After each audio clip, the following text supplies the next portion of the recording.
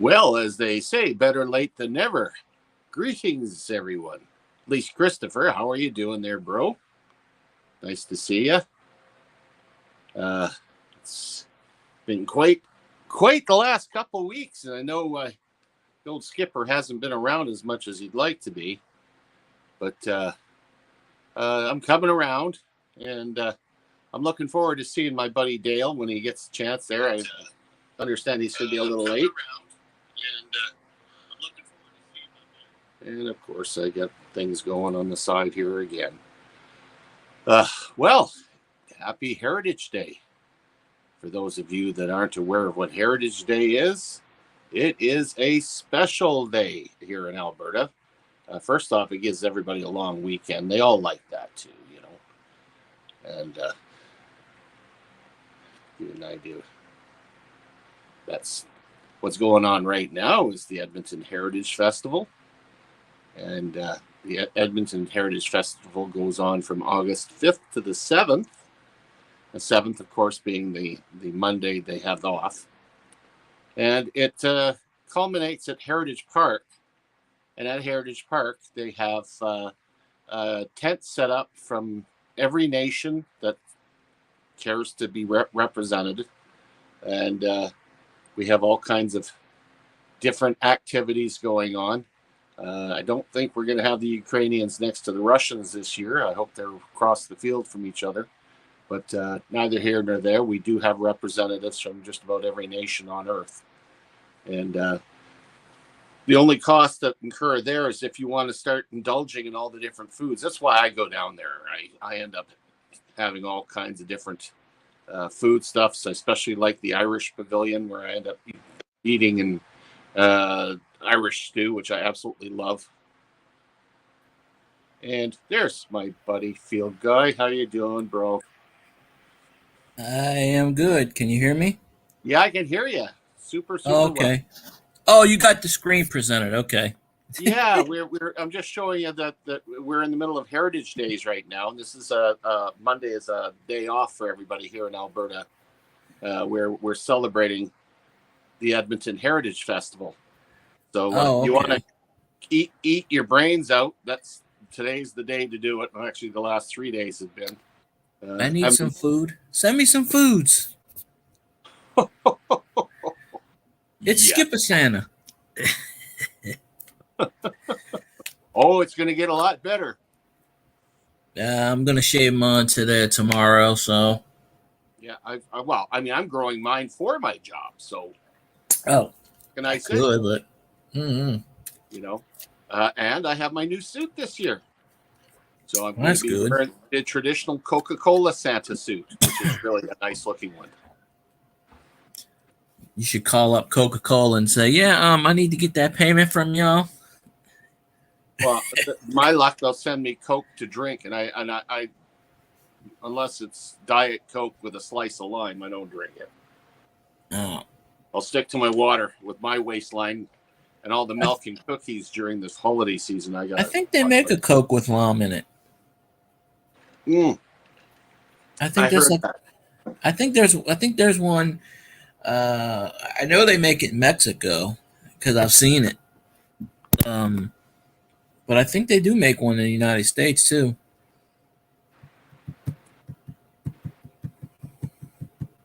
Not exactly a new logo, Christopher. That's just the banner for the Heritage Days.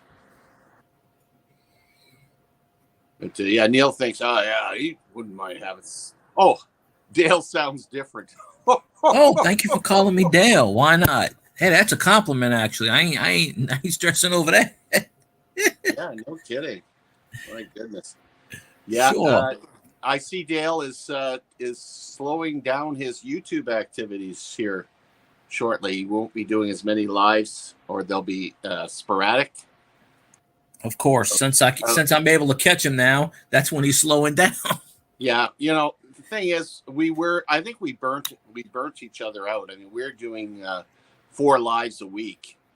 That's what I'm going up to now. Online. I'm going to try to go up to that.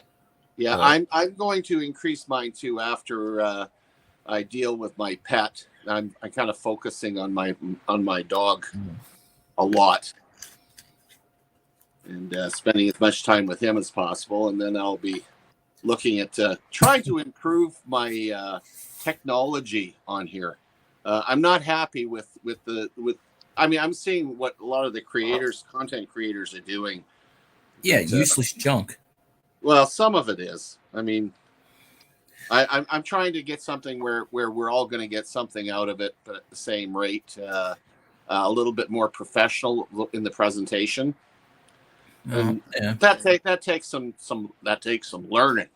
So I have deduced the algorithm is broken. Stuff that you wouldn't want to see and I wouldn't want to see is stuff that's getting millions of views on this platform. I you know what? I've noticed that, and I don't know what's going on. Yeah. Just weird stuff, like, you know, like one time I put a penny up there, and it wasn't nothing was wrong with the penny. It was just a 1978 Canadian penny, and it got like, I don't know, 1,000, 2,000 views on a short, and people were like, why are you putting up a penny? I'm like, because y'all are watching it. Like Star Note videos get me a lot of views. I have no idea why. So it's just, I can't tell you why. Something I thought would get a bunch of views got like 6 views. So I don't know. I filmed the turtle. I said, oh, this might get some views. Nothing. I'm like, well, so. I see Kinomine's on board here too. Hello. Hi, I see you. I see you. I see you. Oh, wait, I don't see you. Oh, I see Kinomine. Hello there. Oh, my goodness. That sounded like Romper Room for a second. That's what I was going for. I see you. I see you. I see. Well, they would say the names. They had a version of that in New Orleans in like the late 60s. I don't remember the name of it, but there was she did something with like a lamb, and she'd have like a little mirror, and she'd say, I see you, and your names of the kids. I would see you, and I see you, and I see. So. Creepy. Yes, I plan to do another one of my successful failure streams tonight. Probably won't have anybody in there again, but I'm going to do it anyway. What do they say? They say what you want, not what you don't want, unless you want it. Christopher, hello. That's right. Remember, 100 likes in my stream, and we twerk in honor of my rod. I don't know if that's an incentive. Well, no, that was his thing. That was his thing when he was alive. That he always got 100 likes, so that was his joke. So he's like, oh, I gotta twerk again. So I said, well, if I ever get 100 likes in my live stream, I'm gonna do it. Unfortunately, that's never happened, and I doubt it ever will. But prove me wrong. Mm-hmm. You want to see me make an ass of myself, literally. Oh, and I finally got my business cards coming out. This is the back portion. I'm not going to show the front yet, but there's the front's got the good stuff. The front's got the good stuff. This is the back part. Looks pretty good. Yeah, it's not too bad. Since 2011. Yeah, I didn't do too much. That's okay. I've had my YouTube account since like 2007, damn near the beginning. Yeah. I just never did. I didn't think about videos. I didn't think about that stuff. I was just watching videos. I never thought about any of that stuff. Just imagine if I would have started doing that years ago. The other thing I've noticed, if you find a niche that people will watch, and it's I'll call it a broad spectrum audience, where it's not like we're into collecting and whatnot, which is quite a large niche. But my buddy Steve, geez, I've known him for 40 years now. All he does is he goes camping. He calls it stealth camping. He crawls into a ditch and sleeps the night, or a duck blind, or behind a police station, and he tries not to be caught. He even did it in a roundabout, like a traffic circle. Yeah. In the middle, it had a bunch of trees there. He tucked in, or he did a tree house once. Gosh, he's done so many. He built himself a raft, and he decided to camp out on the river, floating down the river with his buddy. But he's got like 1 million subscribers, for Pete's sake, just because he does something that everybody's like, yeah. Okay, is he going to get caught? What's Yep. going to happen? It's a risk factor. YouTube promotes the hell out of that. I see Dale in chat. Greetings, Sir Dale of Coinworld UK. Lend me your ears. Or possibly your nose. I don't know. I knows nothing. Let's see. Everyone makes Skipper famous. Let's go. Oh, hey, come November, December, I got no problem. There you go. You ought to film some of those while you're working.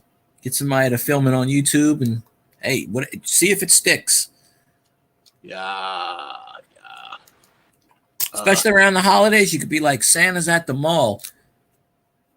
Maybe you'll get a boost that way. You never know until you try and put it up there and see what sticks on this platform. I mean, weirder things have happened. I'm trying to remember. I just put in for an extra on a couple of films the other day. One of them was Beetlejuice 2. I thought they already finishing that up. No, they're still doing some stuff, but they need some extras for background stuff. And then there's another one there that, oh gosh, what was the name of it now? Nope, name's not coming back to me, but it should be interesting. Well, that's okay, Nick. I thought the SAG was still on strike. Yeah, but they're still grabbing the extras. Oh. Whether they're going to do something is a whole different story. Well, the writers are on strike too. Yeah, exactly. So what's the point of getting? They can't do anything. I mean, I don't know. Hey, you just get your name in there. That's all, just so that you know you're ready to go. Oh, because this strike might be a while.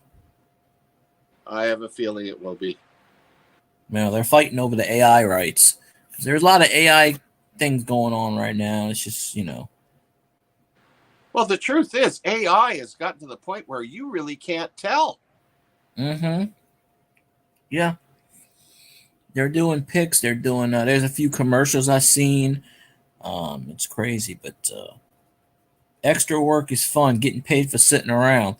Yeah, $12 for 15 hours? I don't know about that.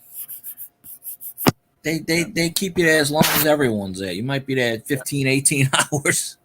I think they quoted me $250, but it's like a 20-hour day.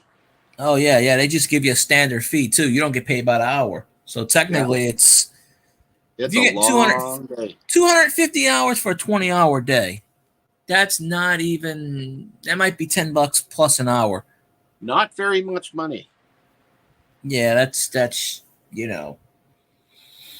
So you sit around. I mean, they feed you, I'm sure, and everything, and they do. That's part of it. Yeah. Yeah, they take care of you. You know, you want some food and drink. Yeah, they, you know, but and then you in there for 5 seconds. You wave to the camera. Hey, how you doing? Yo, what's going on? Maybe you don't. The best kind of scenario I would have is I'm sitting they're at a restaurant. And I'm sitting at a table talking to a hot chick, right? And then I get my face on camera for like 2 seconds in the background. That, you know, get paid to talk to someone, you know. Well, you know what? I sit around anyway, so I might as well get paid, even if it's just a little bit. Yeah. And I get out of my wife's hair. You know, I apparently, since I retired, I disrupt my wife's routine. I don't know that word. It means I get in her way. Oh. Well, I don't have a wife to get in the way. Leave me alone. Go back to work. I can't. They won't take me anymore. I'm time expired. Oh. They said, no, you may not pass. Yeah, I tried to be an extra one time, and I'm like, when they had the Jurassic World they filmed down here. Right. There's a lot of movies that film in the New Orleans area because Louisiana gives them tax breaks and credit for the crew and everything. So they literally get anywhere between 10 and 20 million. So yeah, well, Alberta's a hotbed for films, especially westerns and stuff. Just tons. We even did Superman here. That's pretty cool. Oh yeah, down High River. That was Smallville. I have to salute the greatest coin person other than Skipper is Coin World UK, Dale. Hey guys, how's it going? Is Phil Guy's talking about him? No, not me. I ain't great at all. That's a nice introduction you got to yourself there, Phil Guy. No. I'm not in this coin scale from about 10 to 1. I'm a -6. I doubt that very much. From what I've seen, anyway. Linebag, Pops Fishing Adventures, Kinnamin, how are you doing? Nick Molnar, he's popped outside. Skipper, it's good to see you, brother. It's good to see Phil Guy. Who have I missed? Christopher. He's great, not grating. I agree with Christopher there. Yes, there are people that are well into their 70s and 80s that are still working. But if you've retired and you want to get back into the workforce, I call it silent discrimination. They won't say it, but they don't want to hire you. They'll get someone younger. It doesn't matter. Oh, there's a guy. There's an old guy. I think he's like 80. I talked to him. He works at Max, and he pushes carts at the end. He's a little short guy. He's like 5'3" or something. He's 85 years old, and that's what he does. He goes out there and he pushes 4 or 5 carts in back. And I asked him, I said, "Why you do that?" He goes, "I'm bored." He goes, "I don't even care." He goes, "I don't even care if they pay me or not. I'm just doing it. The pay is as a bonus." I won't do something like that because my biggest thrill in life was going into the Walmart and seeing a Walmart greeter there that I recognized very, very well. He was my trainer at jump school, and he put me through hell. He was an old warrant officer, and he just tortured me, absolutely tortured me, doing the crab and slips and then convincing me to go into the staff room to talk to him. And the moment I stepped in there, I was doing 1,000,000 push-ups. Anyway, there he is, a Walmart greeter, and I absolutely love seeing it. Okay. Well, does he remember who you are? Oh, no. Come on, I'm twice the man I used to be. Oh, I'd be like, "Hey, buddy, how you doing? Here's my middle finger." No, that's okay. Life dealt him the card where I guess his pension wasn't as good as he thought. He's out working at Walmart. Well, I can understand that. Walmart greeters used to just stand there and greet people. Like when I worked for Walmart, now they got to do all kinds of work now. But back in the day, they just had all they had to do was stand there. The great will be humbled. Yeah, I know. It was funny. That's his karma for being a beep in life. Yes, it is. So, we had a few of some of the service guys coming out, trying to regiment the guys, especially in the welding facility. And you got a bunch of guys, who are completely, let's call them cowboys, it's one for an all for one. And when you got these military guys coming out into the workplace and then thinking they're still in the services and trying to militarize us, we just say that you're not. This is Civvy Street. You don't get away with it anymore. And they soon. And it was quite funny because Carl was a sergeant in the RAF, and his boss was a leading technician, which is a higher rank. And when they come out, Carl got the boss's job, and the one who used to order him around got the lower end job. So the roles were reversed, but he was out trying to give us 20 press ups. And one bloke come up to me and he goes, "If that person talks to me the way he does now," he goes, "I've never been in the military. I get it, but I'm gonna smack him one." And tea break, I just thought, wow, it's just hearsay. Next thing I hear this thud, and this guy goes rolling backwards out the welding bay. And he goes, "I told you, you keep trying to order me around, it's not going to go down too well with me because I don't have anybody to answer to." But yeah, they were fresh out of not long. I think they were like not retired, but they did their service, about 12, 15 years service or something like that. But it is a different area when you go from being a band of brothers to Civvy Street. It is a shock, I guess, especially when you've done long service from a young age. Austrian Stacker.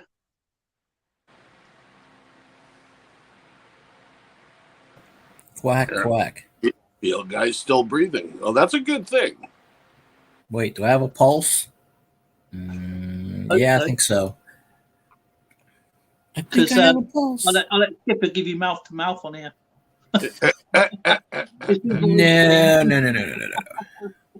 No. We'll reserve that for like a swimsuit model or something, or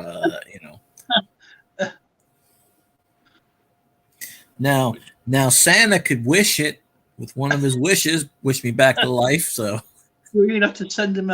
We have to write a letter. Wish you back to your teens. You mean your late teens, like 18 or 19? Okay, I'm good with that too. Heck, I'm gonna do me first. As long as I can remember what I know now. Yeah, sure. Be like, okay, poof. What? The stock market crashed. Let me not buy stock. I want to go back in time and buy, even though I hate Apple, I want to go back in time and buy all the Apple stock. And just come back in time and say, bitches, look what I got. Apple, actually, crypto. Do you know the Apple or the MP3 used to put the music on? Is it called the Apple One or not the Apple One? It's a computer. What was it called? The iTunes, iPod. That's it. The old iPods. I remember them. Yeah. Right. One of them went for £10,000.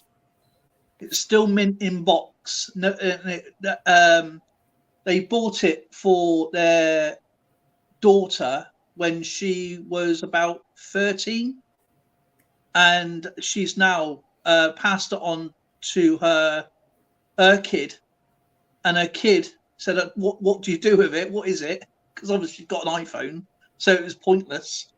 And they took it down to an auction, went for £10,000. It was mint in box. Never used it. So if you have one, get one. I never owned one. Happy Heritage Day, Dale. Oh, happy Heritage Day in Canada.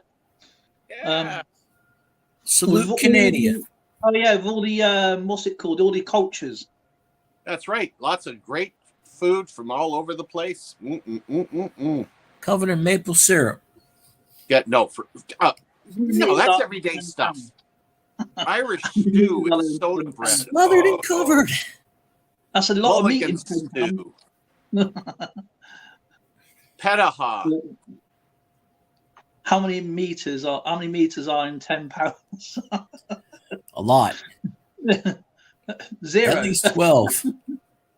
There's 0 meters in £10. Really, it doesn't meter. I don't know. If you're swimming, it could be a lot more. You're swimming in that money like Scrooge McDuck. But if you're talking about meters, as in length or meat eaters, then that's a lot of meat eaters. Who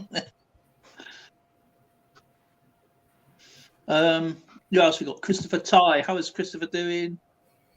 I found this in my change the other day. Very cool. That is cool. La Série. Especially a colorized one. I love it. As long as I keep finding things like that. Oui. Hey, get this. My mate came over the other day and he goes, "What haven't you got?" I goes, "A lot of stuff." And he goes, No, you got, because I was just having a few bits out next to me. I was just sorting a few things out. And he goes, "No, you're a hoarder." I goes, "No, I'm not a hoarder. I'm a collector."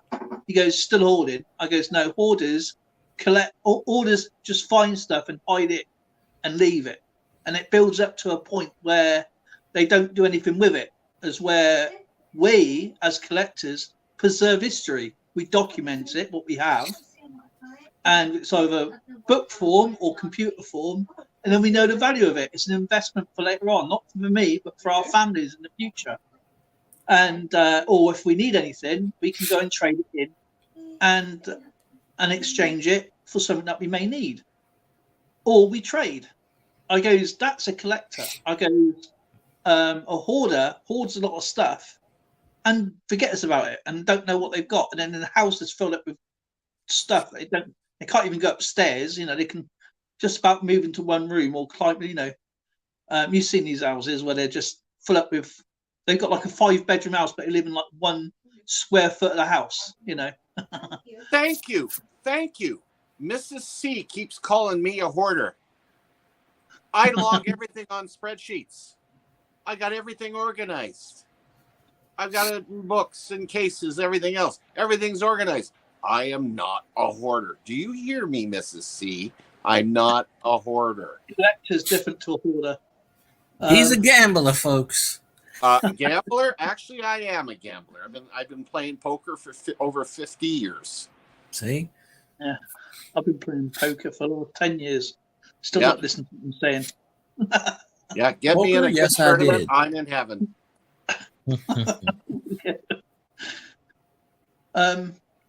I forget what I've collected. Oh, Neil's been collecting the old cards, you know, the old wax cards.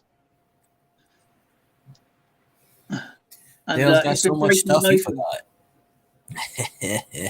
I need to get some more wax cards. Well, I've got my latest collection of cards in now. I now have it in my album. And you know what ones those are? Your Christmas cards. My Christmas cards. I got all my Santas through the years. Yep. The whole collection. That reminds me, I never did show you my Santa cards, huh? That I told you a long time ago. I got a box of, I don't know where the box is, but it was a Santa card, and it was all throughout the years, like from like the replicas from like the 50s tops to 60s, and it's got a signature. It's a Santa Claus signature card. Really? Yeah, I told you about that months ago. I got it in my binder somewhere. You show it. See, Kinnaman says I must be a hoarder, and I like all my stuff, but that's not hoarding because you know exactly what you've got. You're collecting. I had a buddy of mine that was a genuine hoarder. God bless his soul. He's passed on now, but I used to go into his house, and he had a path leading up to his chair with newspapers. He never threw away a single paper. All of them were there for like 40 years. He had jewelry, costume jewelry. He had a thing about taking jewelry and pinning them on the wall. So his walls were filled with different types of jewelry. Never seen anything like it in my life. All his cabinets were completely filled with different steins, all kinds of stuff. But again, you couldn't even see them because of the dust on the glass. Yeah. When you get to that point where you don't even know where your bed is, you're a hoarder. You're that's what I'm saying. That is exactly what I'm saying. I said I've got my own little spaces where I do my stuff. You know, I like to do more than I can a day because I get really, really tired. And you know, it's I go through bit by bit, but it gets done. Yeah. You know, and obviously over the years I've swapped and changed things around so many times with your collections. That's what happens. You know, you do something and you think, oh no, I'm going to do it a better way. No, I'm going to do it a different way. Or no, I'm not. I'm going to go back to the original. And then, you know, things grow, things happen, and you end up finding different collections, like US collections and Canadian collections, thanks to you guys, and Austrian collections, thanks to Austria Stacker, and German stuff, and many other collections that you enjoy, especially the older stuff and things like that. So, yeah, you know, I also collect my wax cards, my football cards, cars, stamps, and other little bits and bobs. But I wouldn't say, I mean, my friend, he was kind of like annoyed me a little bit, really, because he's a hoarder, right? He doesn't know what he's got. You know, so he'll go and buy a load of football programs, and he won't know what he's got. He just buy them and then put them on a pile. There's no specific order what he's got them in. Doesn't know which team he's got. I know he's an Arsenal fan, so he's got his Arsenal collection. And his most prized possession is what his great granddad. Well, it was his great granddad. He went to Wembley in 1966, and he managed to get all the signatures from both teams in the final, which is worth a pretty penny. So he's got that book, but he won't let me have it to show you, which I understand. And that's his prized possession. You know, it's nearly 60 years old. Coming up to 60 years old, I think, isn't it? 60, 70 years old. Yeah. We got Tuber Chat in the house. Welcome aboard. It's wrong to support Arsenal, yeah. But his granddad was an Arsenal supporter. His dad was an Arsenal supporter, so he just followed suit. But you're right. I say to him all the time, you know. I wanted Arsenal to win the league last season because I don't want Man City winning again. Anyone but Man City. And anyone. What? What? I can't believe you said that, you liver public supporter. He knows how to rattle my cage. No, you hadn't heard the news, have you? They're in violation of they're actually going through courts at the moment. Austrian Stacco confirmed 100 violations. 100 violations they're going through at the moment. There's 100 because don't forget they're a team that was always relegated and then back up again and then always in bottom three for years, and then suddenly Arsenal gets an Emirates Stadium, okay, a big stadium. They start building it through the Emirates. Then Man City gets a stadium, okay, and it's built within 2 years. Arsenal's are still being built, okay, even though they started earlier. Man City's got better tradesmen. No, it was a violation to win the league, and Arsene Wenger is a law over it. If you spent so much money, you can't buy or trade players. But the players he had were all grown up. He had them since he was like 16, 17. And he's obviously won a lot of champions since like 2003. And when they changed the stadium, they couldn't swap or change players. Right. And their best player at the time, who was like nearly 36, Van Persie, was literally went more or less than nothing to Man United. And so he had to bring players in from the youth team to play in the first team because he couldn't. Mm-hmm. But there was none of that at Man City, and yet their stadium was built within 2 years, a bigger stadium, Emirates Stadium again, and Arsenal was struggling. Okay, which made Arsene Wenger one of the longest managers in the Premiership at the time, looking back. And then suddenly they won the league that season. Man City won the season. They bought all these brand new players in, like Dzeko and Aguero and all them. They had no money. They wouldn't fill in the stadiums, and yet they were selling more kits than Man United and Arsenal and Tottenham combined, and yet they weren't even filling up their stadium. So, there's 100 violations since 2009. Why the stadium was built quicker than Arsenal's. Arsenal had to wait 4 years for theirs to be built, and Man City was up and running within 2 years. So they got 100 violations, and they were buying players just to stick on the bench. They've got players, fantastic players. You won't even, if you look, never even heard of, that were top flight players that nobody can afford to buy. You know, whether a player was worth £1 million or £100 million, they would buy them just for the sake of buying them. and then sticking them on a bench or doing promotions. Well, that doesn't sound like good business. It's about fair play, and also when you go into the Champions League, you have to have a certain amount of value. Well, they were playing players because they overcharged these players. They were putting them on the pitch because so like they're worth only like 7 million, but they were paying like 50 million for them just to buy them, so nobody else can have them. So, and this is down Manchester U. So, guess what? Another actually going off topic a minute. Guess who's bought Birmingham? Can't even say it now. Birmingham City. Oh, Shady Brady. Yeah. Ooh, Shady Brady.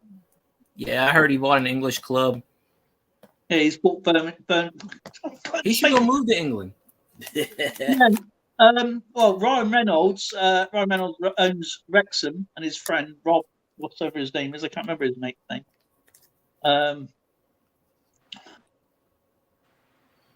But yeah, Shady Brady. Yeah, Shady Brady. He lets the balls deflate. He likes his balls. He deflates all his balls daily. We're boring Austrian stackers and blah blah blah. Hey, I was quiet for the last 10 minutes, so it wasn't me. I found the Santa Claus. I was looking for the Santa Claus. Why Man City is not very well respected. They got some great players. Don't get me wrong. They got a good team. But it goes like this. There we go. But, Yeah. Skippy, you're frozen. You're frozen. He's like, no, I'm not. I'll be frozen for a while. Try. But anyway, I found the ones with the Santa Claus. Oh, I like that hat. That one. I thought there was more than 18, but I'm trying to see the camera range. Hold on a sec. Those are nice looking ones. They're pretty cool, aren't they? They're like in different top strings. Is that like a gold border on those? Or is that just clear? It was in a top set. So from years ago, from like 2005, it's supposed to be like the 68 top, 673, different sets. See Santa Claus, Santa Claus. And then you go on the back and Santa Claus. And it's got all the on the bottom, there's the one that says autograph Santa Claus. Cool. And Dale's like an encyclopedia. This was in, I thought they had more than 18, but it was only 18. This one right here, I swear it looks just like Scotty. I'm going to show him that tonight if he streams. I'm going to be like, Scotty, that's your face. Somebody I watch, but you know what? That looks like Skipper's passport photos from the past. Hey, now that we've got all these new genders and things and pronouns and all that stuff, I suggested to Mrs. C, why don't I change mine from male to elf? No. There are two genders. I'm sorry. There are two. I know, but spite me wrong. It's so messed up. I've got some nipples. I had to move heaven and earth to get that binder out because it was buried in the other binder. Is that Zoe adding their 2 cents worth in the background? No, she just said she's got some cards, like Santa cards upstairs. Oh, probably the same ones that I have. Although, those were baseball cards, by the way. Oh, were they? Yeah. Oh, I'll tell you what I found that I lost. My Ted Nugent challenge coin. Oh, cool. Well, you know what? I love that side, but I don't. Who would you challenge with that, and how, and why? I don't know. It's just a challenge coin. Got it from Ted Nugent himself. Bought it from his site. So when you sit down in the bar and the guy you're bragging about, yeah, I met Ted Nugent, and he slaps his coin down and it says Ted Nugent on it, and if you can't produce it, then you have to buy a round.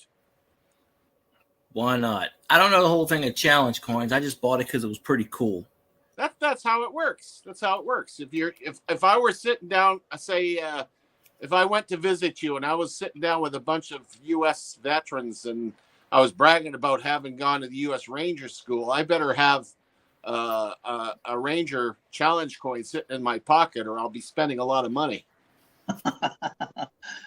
for a long time. Austrian Stacker says, I identify as a unicorn. If that's the case, then I identify as a supreme being that's not an alien. I identify supreme as a being. Do you sing songs like this? Sure. What is this doing here? Oh, I guess this is either, I don't know what this is, either Pokemon or, I don't know. I got these weird cards I found somewhere. Oh, all the wrestler cards. Where's the good wrestler card? Oh, there's the good wrestler card. Well, let me tell you something, brother.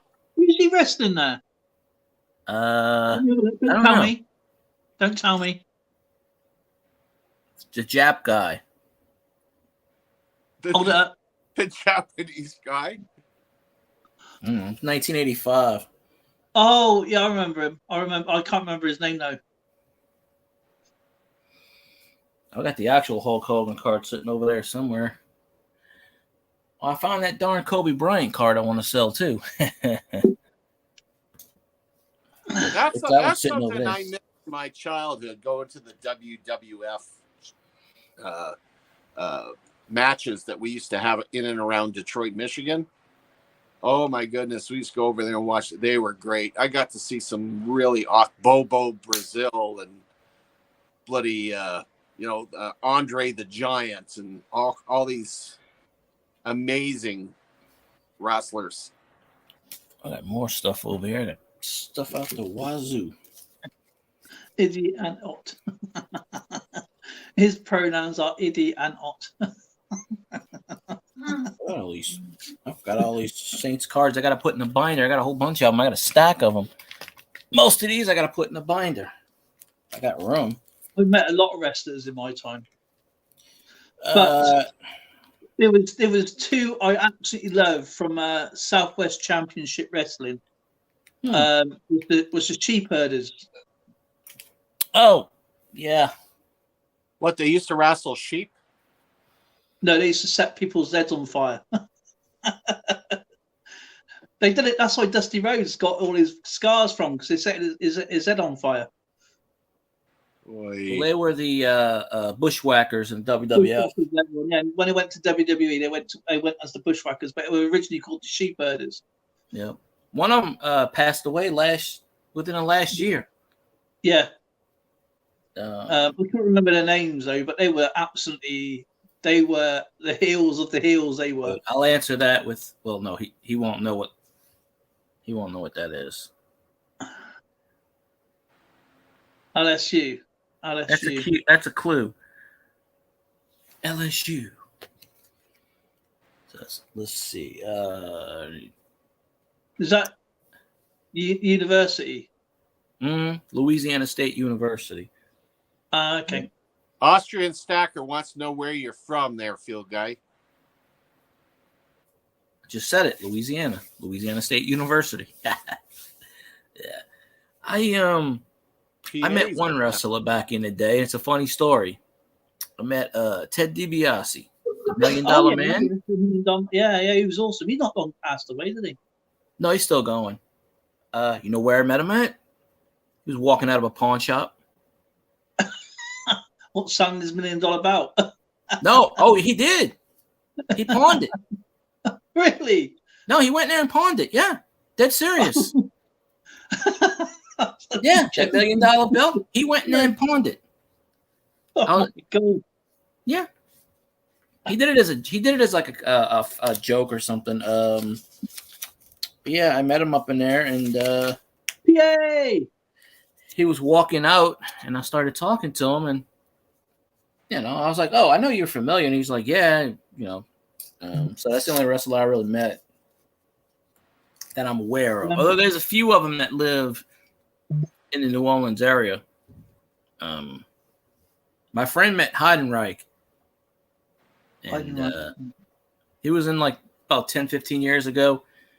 He was crazy. He's on steroids. My friend met him, and my friend went up to him and said, "Hey, how you doing?" He goes, "You have 5 seconds to get on my face. I'm going to beat the you know what out of you." Because he was on roids all the time. Yeah. And the thing is, he went in my friend's job. So my friend was working at the time. And my friend was behind the counter, and he came up and he put something on the counter. And he's like, "Hey, how you doing?" He goes, "You got 5 seconds to get out of my face." He's like, "You came up to the register?" Bad Coin says, Patriot. We got all kinds of junk to show just because we don't normally do you make remember Brutus the Barber Beefcake? I like him as well. If you haven't seen this video, I got this little sucker a couple of weeks ago, right out the register. Kind of hard to see. 57 quarter, silver quarter. Oh, cool. Have you done the video on that yet? Silver. About 2 weeks ago. Hey, I think I missed that. I don't hear it. And then the last official thing I got out that register, because I don't work there anymore. Nothing spectacular, but it's got a hole in it. Oh boy, he's seen better days. Yeah, I was out the register like that. I pulled a lot of 1995s. Got that. Oh, I got to put that in the. I got to put that in here. I never put that in here. Oh. $10. Was that, let's look at the serial number again. What, the $10? Yeah. Wasn't anything spectacular. Let me see. Yeah, just a regular serial number. I've never gotten a birthday one or a radar. I almost got a radar on one of them. 68550. She got a triple or double. Hello there. I'm staring at you. That was funny. Oh, Lord. 77. Pull that out the register. That was almost a repeater. Close. That's the year I moved to Alberta. 77. That's 10-5. Got the. Wait. Oh, I got this backwards now. I don't know where the Three Stooges dollar bills is, but oh, I still got the one that note I won from Dale sitting in the back there. Oh yeah. Oh, cool. It got a little rip somehow, but it's still kicking.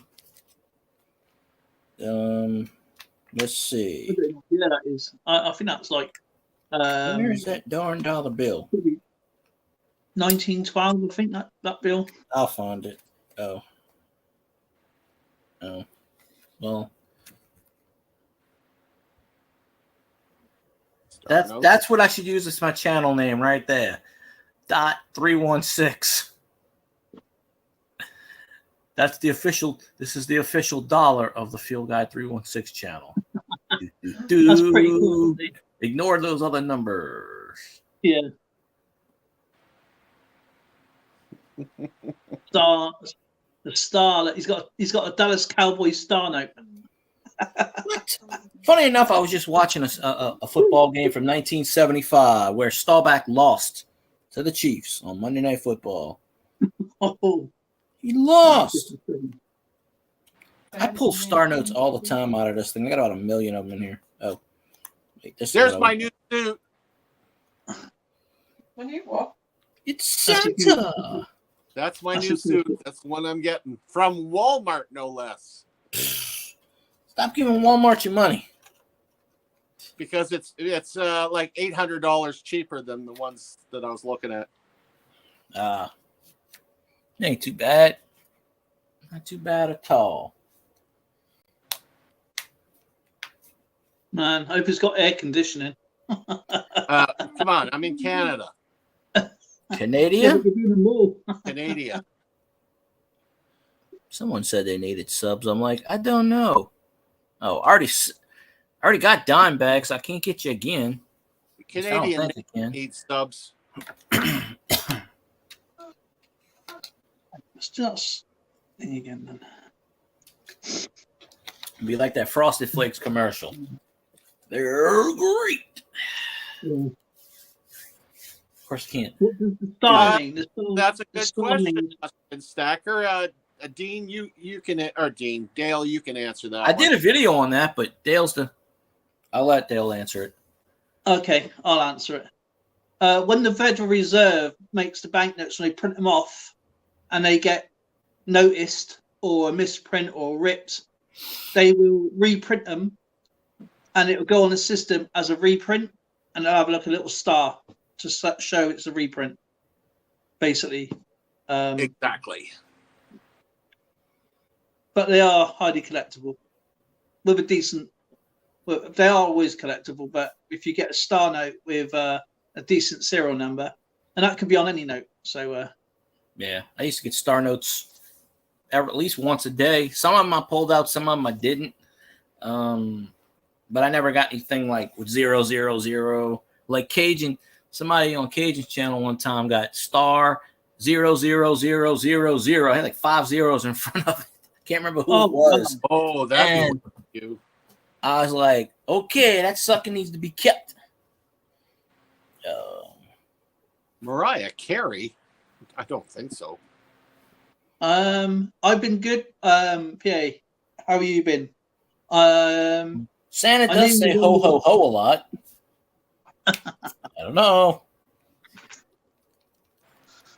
Canadia. Canadia. I don't know how you spell it. Figure it out. Ho ho ho is one of those terms where you got to be careful where you say it. If you're downtown walking the streets, it's the wrong thing to say.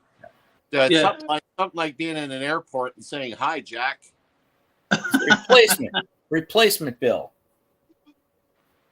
Yeah, it's a replacement bill. It's a replacement. They send them to the Federal Reserve. They throw them in the fire, and they go poof. Yeah, I did a video on that long ago. Why star notes are, some of them can be valuable and some of them can't be. I don't think I have anything valuable. Have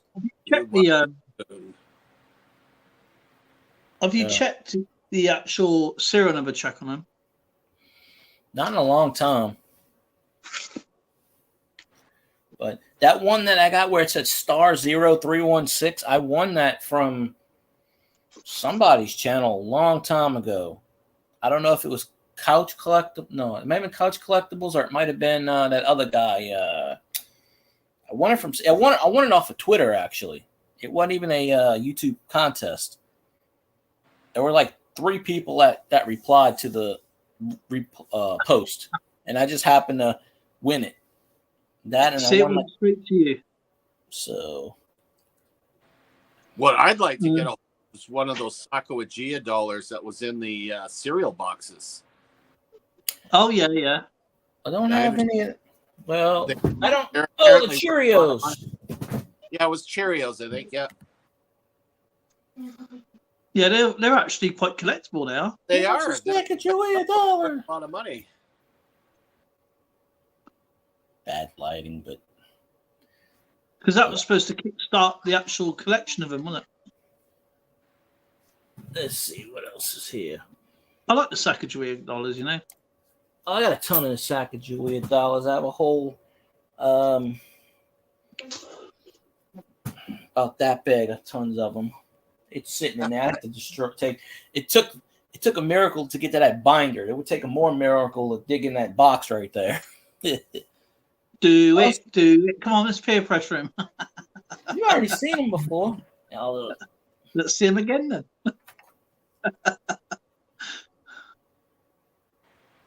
Hey, Mercury Dime. Yeah. Austrian Stack is going to sleep. I used to pull these things out the vending machine. I'd press the button and it would stop.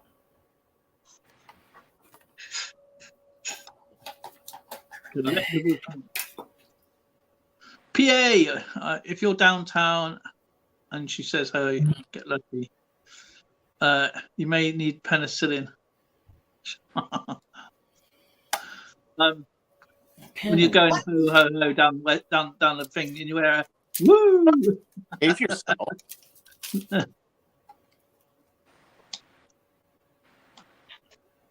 53. That's an early one. Yeah, we got 4 of those suckers left. I won 4 of them.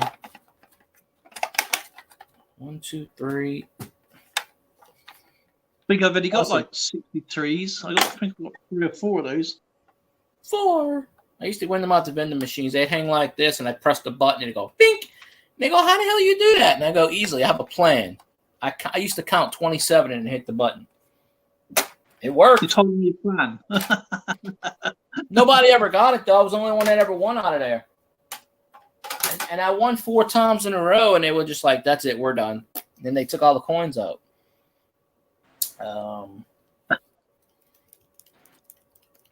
Let's see. What else random do I have around that I can show? Just random nonsense. Oh, how about this?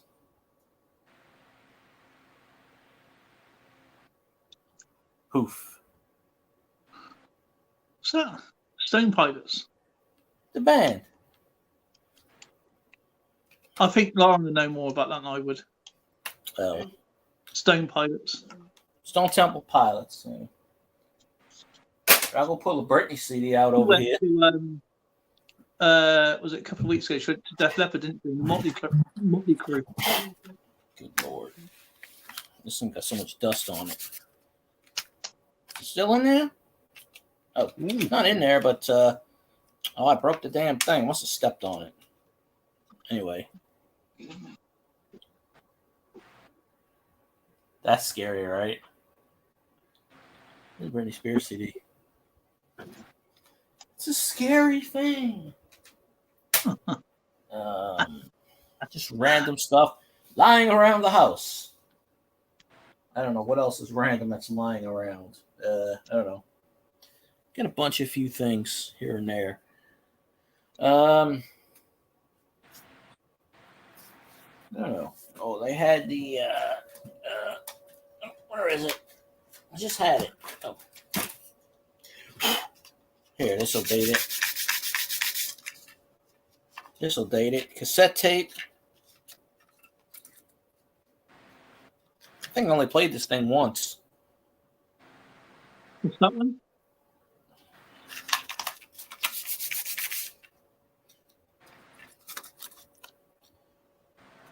Look at the date.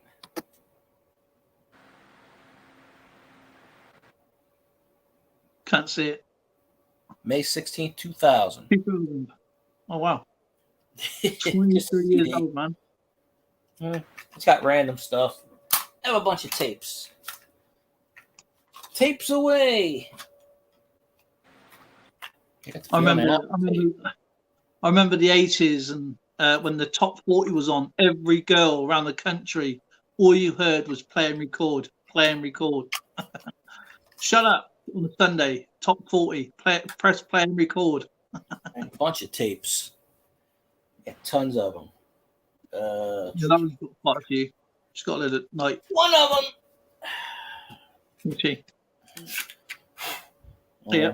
Got these low playing tapes. They suck.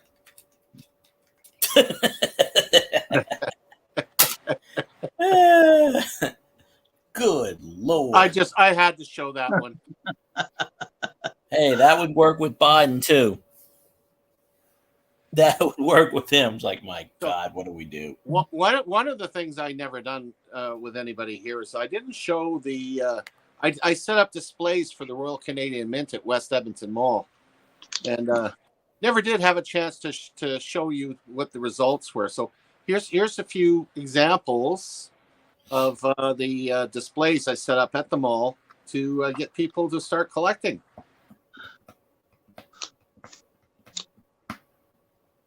Sorry, Neil, your gender has been changed.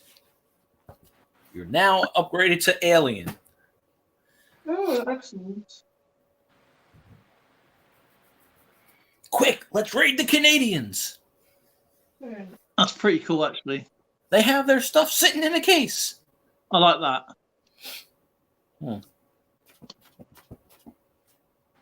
Yeah, that was a lot of fun doing that. Now, What got me hooked into metal detecting was the first time I went out metal detecting, I found a hoard I'd never detected before, and this is what I found. Damn. The first time I ever went out metal detecting. I got 5. That is things. a nice hoard. Isn't it though? Oh, hold on. Somebody's calling. All within a few feet. It was just amazing.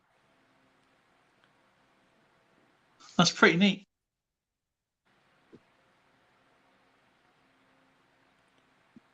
Yeah, that was a lot of fun. Oh, and we mentioned other things we collect. You know, I collect books. These are the books that some of my collection, the books I have, and most of my screen.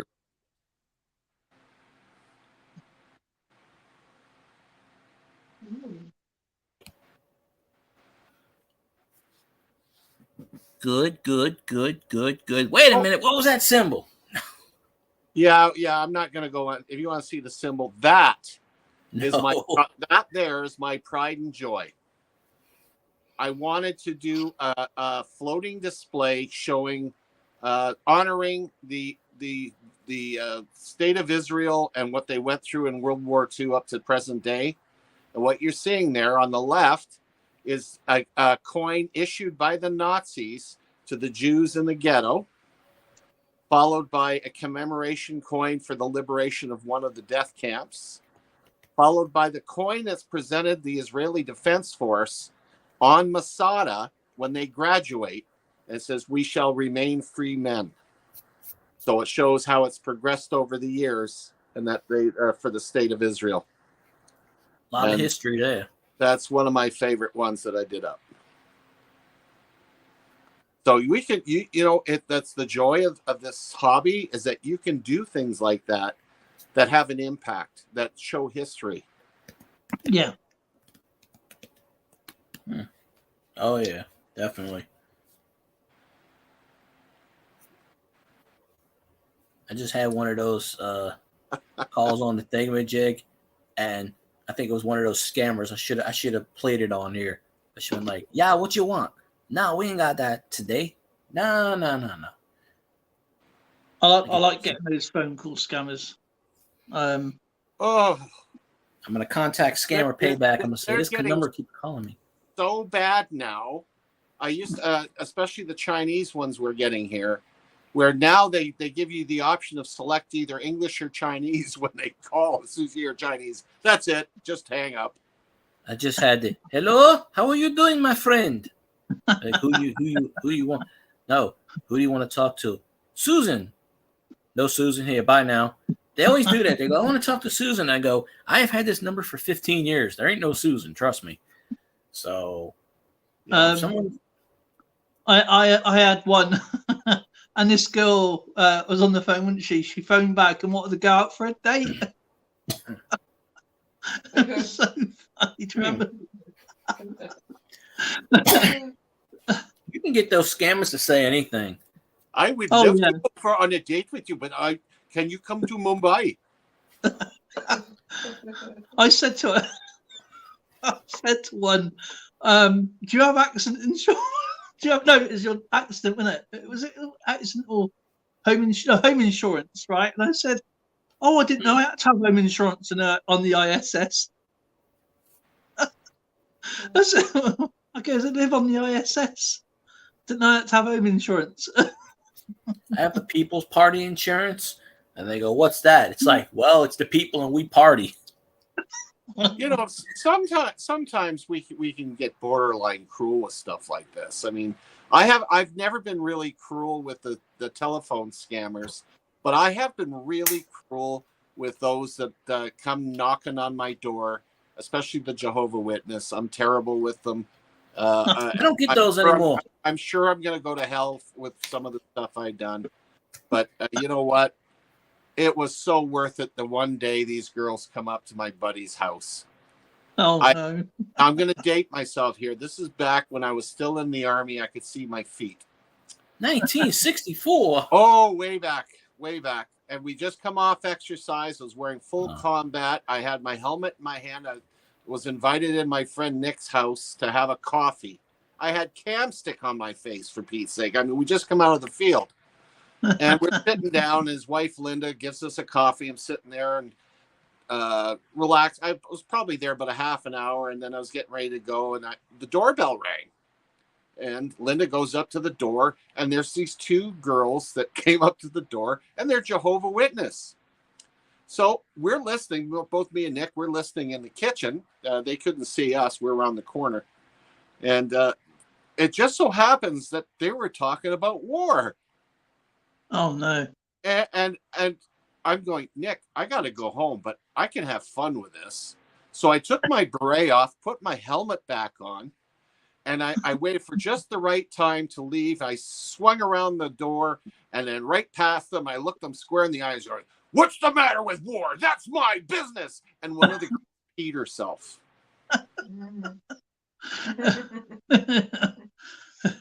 Oh, he didn't mean that, did he? Sorry, sir. That's a I good was one. so bad. My friend, maybe not on that stream, but my friend, who was a lad, who turned up, and it was a really hot summer. This guy was obviously all suited and booted. And my friend, when he got a chair, he went and got a bunch of water, a bunch of snacks. And he goes, "Tell me all about you know." And he was there for like 2.5 hours when he was drinking. This guy was sweating and obviously couldn't sit down. It was, yeah, tell me more. He's like, of course, he finished his snacks, he's finished his water, gets his chair, he goes, "Right, thanks for that, I'm not really interested," and close the door on him. Block us from Toronto. That's getting close to my hometown. I was born in Oakville. Well, I'll tell you a way to get rid of them, Skipper. You look them right in the eye and you go, "I believe in Satan." Oh, and no. You slam the door. No. I used to do that to them. They never come around anymore. I look them straight in the eye. They go, "Hi, I'm Jehovah's Witness. I believe in Satan." Slam the door. They take you off the list very quickly. Yeah, I could. It's bad enough what I did. There's no way that I'm going to become a Satanist just to piss off some poor kid at the door. I'll be like, I'll open the door. "Hello there. How are you doing, my friend?" "Oh, you wish to challenge me? Good." "What is this Jehovah I speak of? There is no Jehovah, and he did not witness anything. I should know. I was there." Name wasn't Jehovah, it was Yahweh. "It was 1327. I was standing right across the street when this incident happened. Jehovah did not witness anything. It was actually Jahama, like Aunt Jemima." "Go away, little girl, you bother me." Yes, indeed. Yeah. So anyway, I've both been feeling guilty and delighted the fact that it turned out so well. I mean, that was terrible. The only thing that would have been better is if you would have had a camera right there. Good thing social media wasn't there back in the day. Live dime bag. Yeah, right. Okay, Darren. I'm not gonna get into a religious freaking discussion. No way. No way. I would be like, "How do you know?" I'd mess around with them so bad. You really want the truth? Watch Good Omens. No. If you want to watch a funny film, watch Life of Brian. I love The Life of Brian. That is so classic Monty Python. Oh my gosh, I love it. He keeps trying to say he's not the savior. "I'm not the savior." And at the end, when they crucify him, he goes, and then Eric Idle starts singing his song. No, actually, the one thing I remember it was Harlan. The one thing in The Life of Brian that's so appropriate for today is when the one guy says, "I want to have babies." Yeah. What? Michael Parlin. Yeah. Babies? What are you talking about, Stan? I want to be a woman. You're not a woman. You don't have a womb. Yeah, because I want to have babies.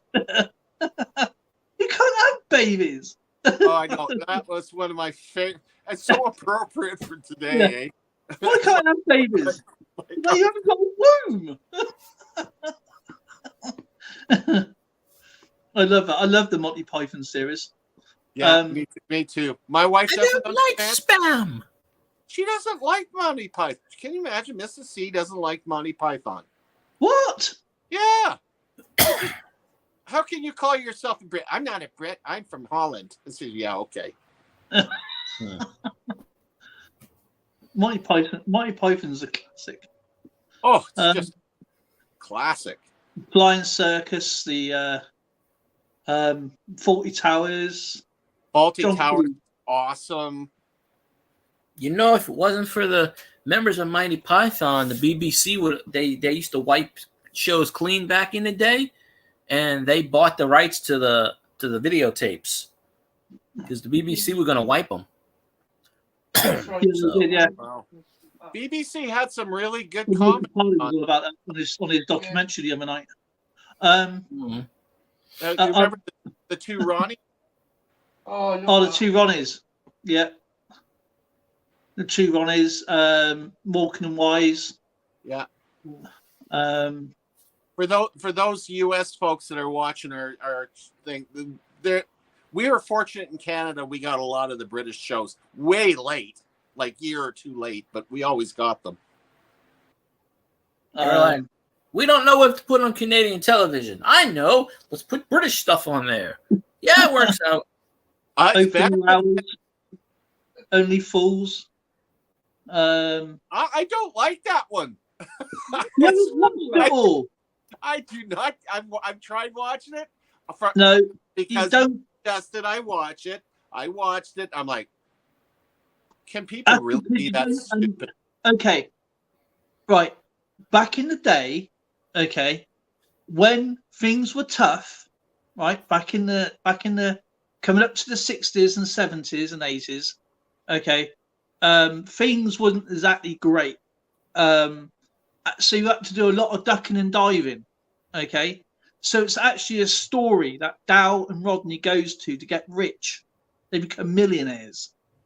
But you have to go from the very beginning, the loss of their granddad, why they were together, what they went through, all the jokes, all the laughs, all the ups and downs they go through.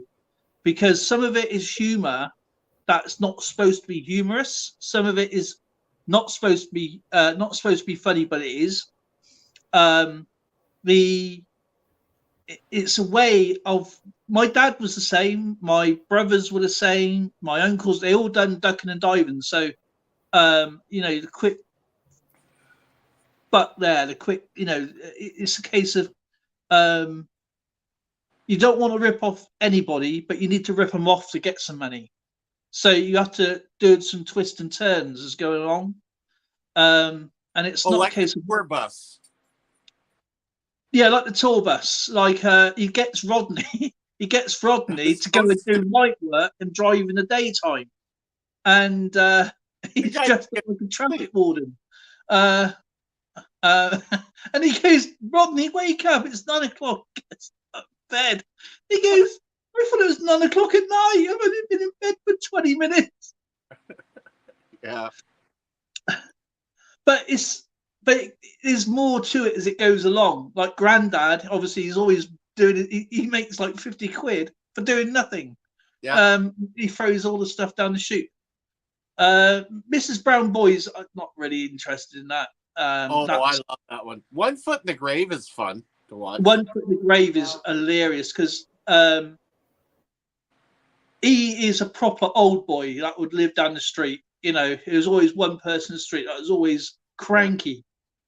Don't go playing football down here. Like Mr. Maldrew. Granddad's Army. Dad's Army. Or Dad's Army. Was it? No. Oh, it was Dad's Army. That's right. Dad's Army. And Half Hot Mum is another one you would like. Of course, Are You Being Served? Classic. Oh yeah. And if you notice, they're all those type of programs have all been scrapped. Because if you listen to their names, like if you know the characters of all them, then you'd understand why they were banned.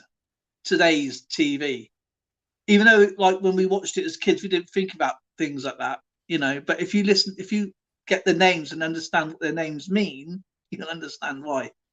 It's stupid. But it's just stupid. It's stupid. It's just humor. On the Bus is a classic. I wondered about that, like Mrs. Slocum. When you think about it, wait a minute, that's rude.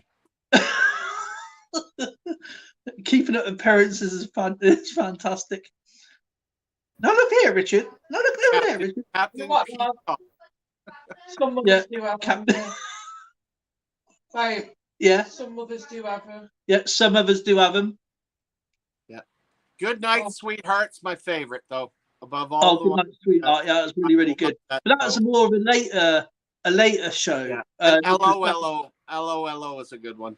yeah, LOLO is really, really good. But again, that was more of a later show. And what we're talking about here is earlier.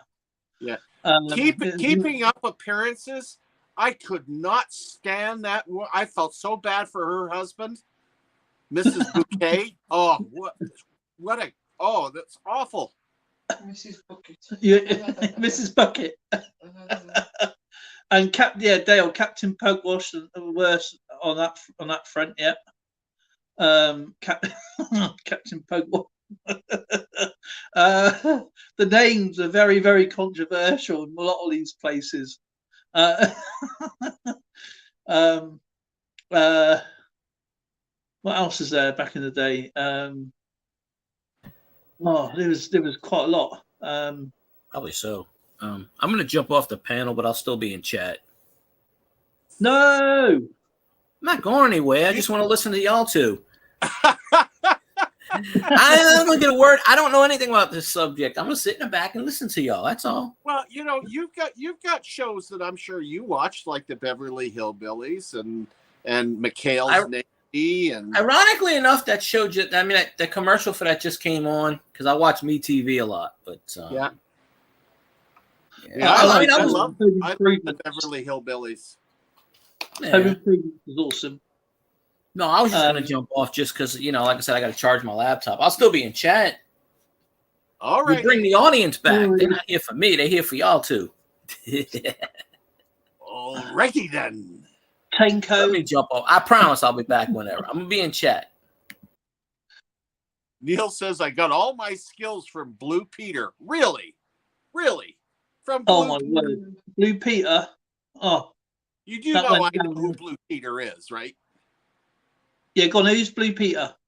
Come on. He's absolutely famous. Go on then.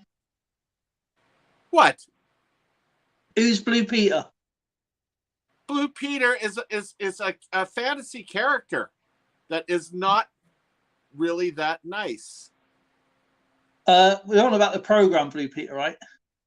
No, I'm not talking about the program. I'm talking about the character Blue Peter. Oh, okay, it's a different show. But Blue Peter was about it's like a magazine show for kids. And oh no, I'm not familiar with that one.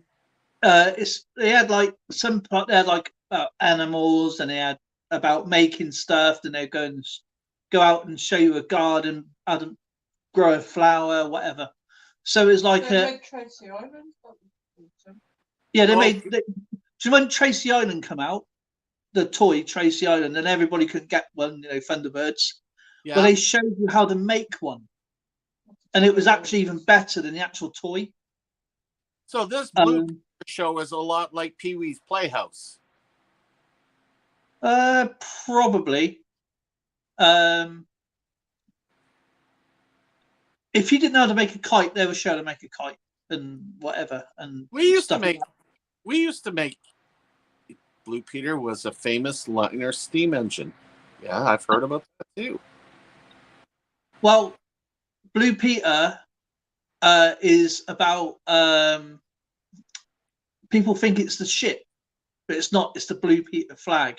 And if you have a Blue Peter badge, if you went on the show and got a Blue Peter badge, you can get into a lot of the stuff for free anywhere around the country. Main attractions if you've got a Blue Peter badge. But there was one controversial one that you didn't want to do, and that was Jim will fix it. We won't say much more about that guy. I don't think we can talk about that. We can talk about the show. All right.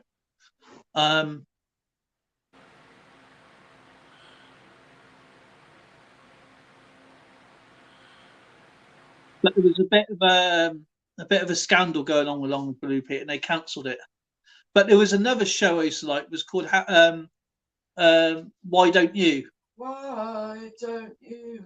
Why Don't You was absolutely amazing, and that was how to make anything and do all the fun tricks and it's about another one I used to like watching. My friend was actually on that, was Kickstart. I don't know if Christopher Ty remembers Kickstart. He won the actual Kickstart. It was like kids doing cross motorbikes, doing jumps and stunts on motorbikes. Yeah, and my friend went on there and won it. No, we're not actually. No, we had Jim will fix it. He had a show that he'll fix it for you to go and do something like meet the Queen or be a millionaire for the day, or you go skydiving, whatever. Cosmos and Dibs. I do you know what, I've heard of that, but I can't remember what it's like. Cosmos and Dibs. Why don't you? Tiz was the multicolour swap shop. Grange Hill was awesome, yeah. You know, I've never seen that Blue Peter show. Apparently, it started back in '58. Yeah. Went for like 14 seasons. And it was closed down through controversial reasons.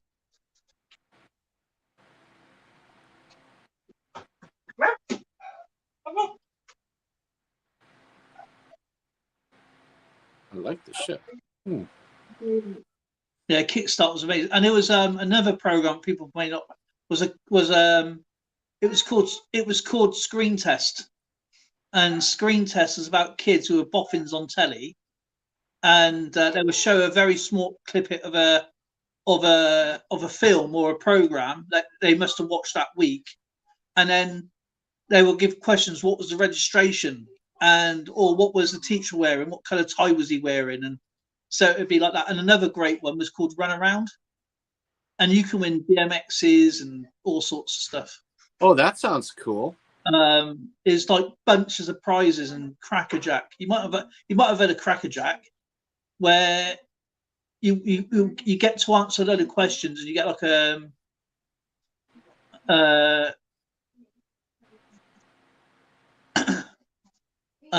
load of prizes, but if you get free cabbages, you're out the game, or you drop something, you're out the game. You got to carry as many prizes as you possibly can. But Why Don't You was one of my favourites. Tiz was just mad. You had the Flant and Flan Flingers. Chris Tarrant. And obviously you had the American programs, obviously, like on our time it was like Friday or Saturday, Knight Rider, 18, right. Full Guy, Chips. You had to run eight. There was the Hulk, Wonder Woman. The great stuff. All the good stuff. Beverly Hills Street Blues and that Taxi. It's like watching Taxi with Danny DeVito, I think it was, in that. What's the other one? What's that one? TJ Hooker. TJ Hooker, that was with William Shatner. Yeah, it's awesome. That was one of his longest ever series. That was longer than Star Trek. Cagney and Lacey. Oh, I love that. What else is there? You do good night to Lauren session. Okay. Give me a second, Skip. I just got to say night to Lauren. Good night, Lauren. She's saying the night.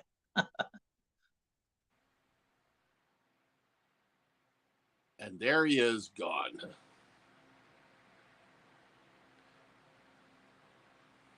Yeah, I'm going to really date myself. One of my favorite shows, I remember Airwolf, was actually the Forest Rangers. And I believe they were on for maybe 3 years between 63 and 66. It's actually a Canadian show about a group of kids who actually took over this wooden fort up in northern Ontario, I think. And their best friends were the RCMP and some of the local native folks. And it was all their adventures living out in this fort. It was flipping awesome. That's what got me into scouting. Oh wow! Star Synapse, Airwolf, The Professionals. 3-2-1 with Ted Rogers. That was pretty cool. Ted Rogers. 3-2-1 with Ted Rogers. Oh, I was thinking Mr. Rogers. Yeah. Okay, sorry. Bullseye was the darts. And hey, get this. If you want to watch something funny, right? Watch Bullseye. Yeah. Any program, because if you don't win the game, they'll show you what you could have won, and normally it's a speedboat, right? That sucks. Right, but the thing is, you can live in a block of flats.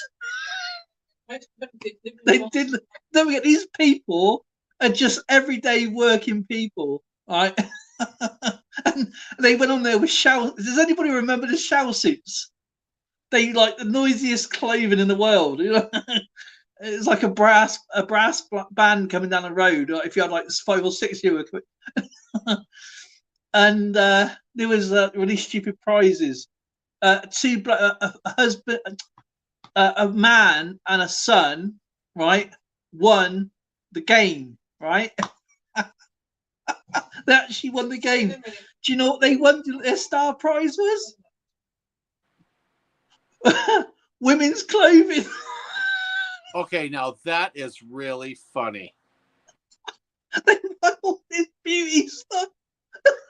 Their faces like, now these guys, you know, big mustaches, like, you know, like 80s, like they had the big handlebar stashes, big curly hair, a shampoo, like, and they won all these.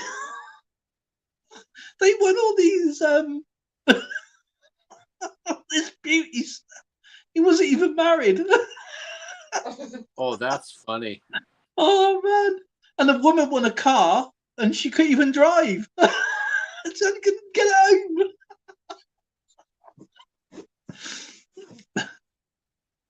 Yeah, better off than an elephant. Oh, it's so funny. That was my favorite show growing up. That is so cool. These kids had their own fort. That's so cool. I had a jumper like that. The Mounties, isn't they? You had a jumper like that? No, like these jumpers over here. Well, yeah, the bands and the. Yeah. But that's the scouting troop thing, though. Yeah, the good old days.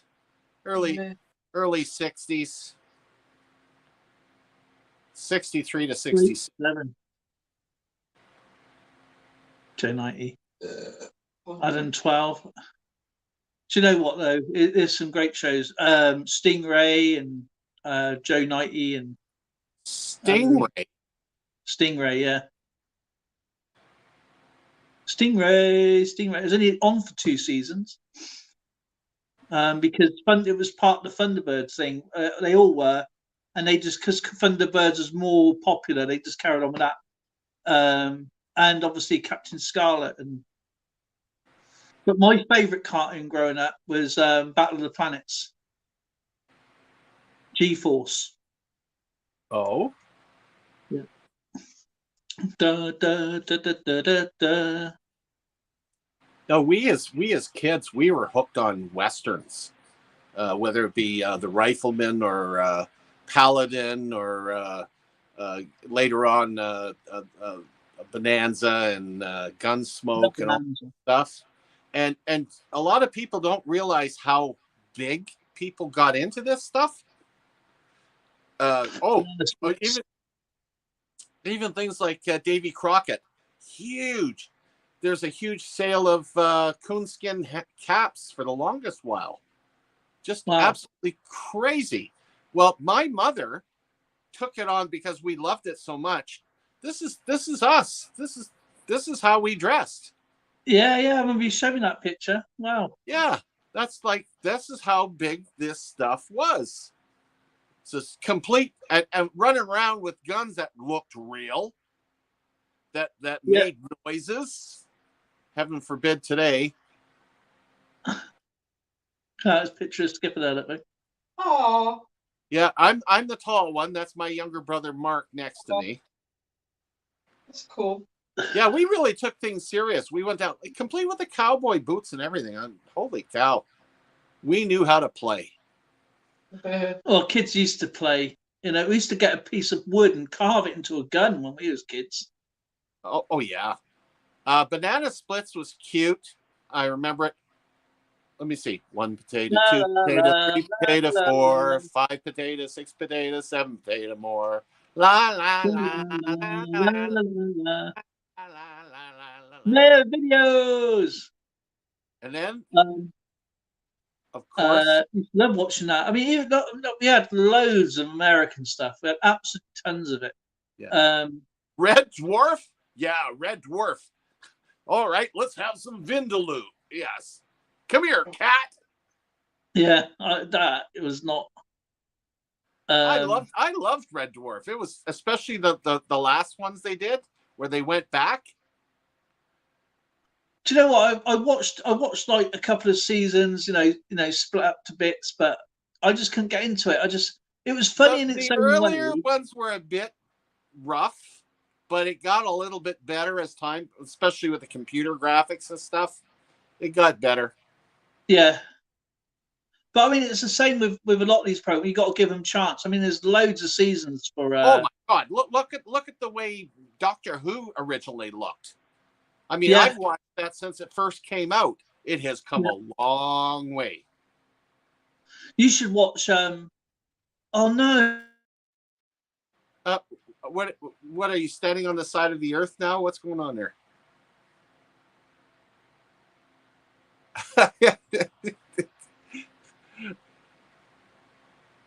And this is what it's like when you are standing on the side of planet Earth and when you're standing on top.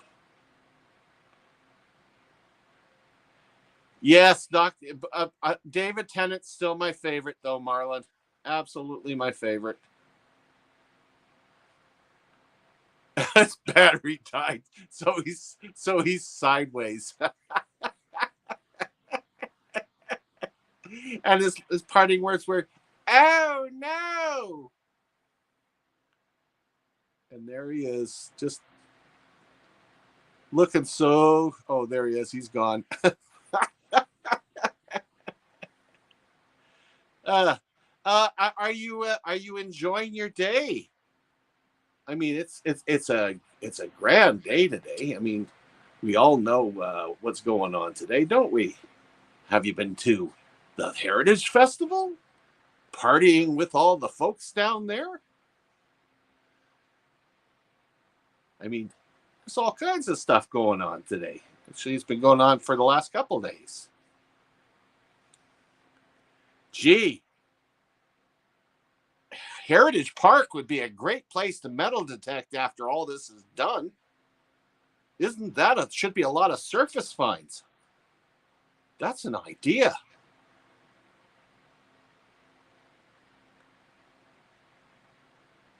Yeah.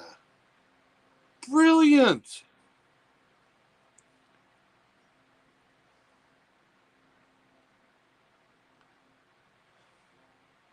And of course, Dale's looking for the missing link. I'll send you the missing link here.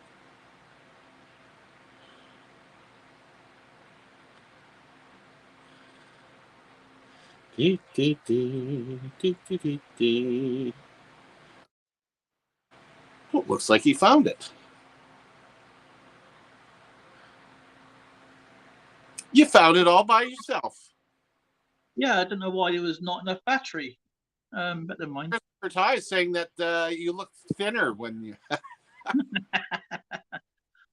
always look thinner on my side.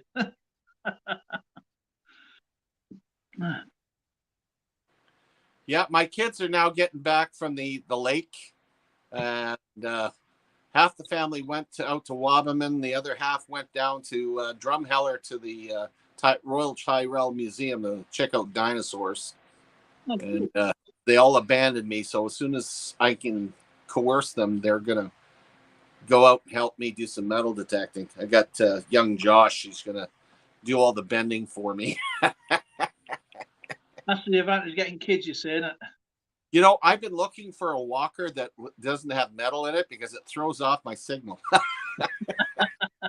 Yes. When did you try a wooden one?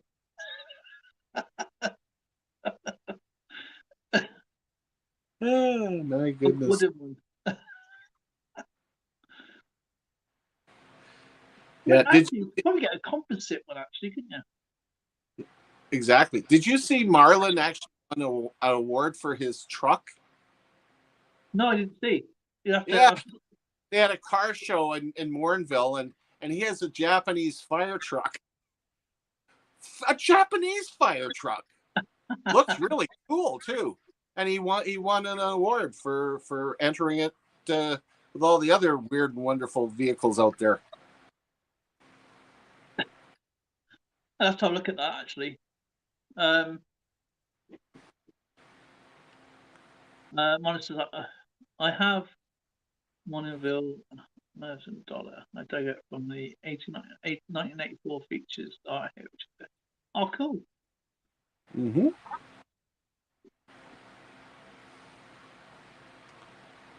Are you back to work tomorrow, Marlon, or do you start work tonight? Poor guy works all night shift. Well, you know what? I used to work night shifts too. I got used to it.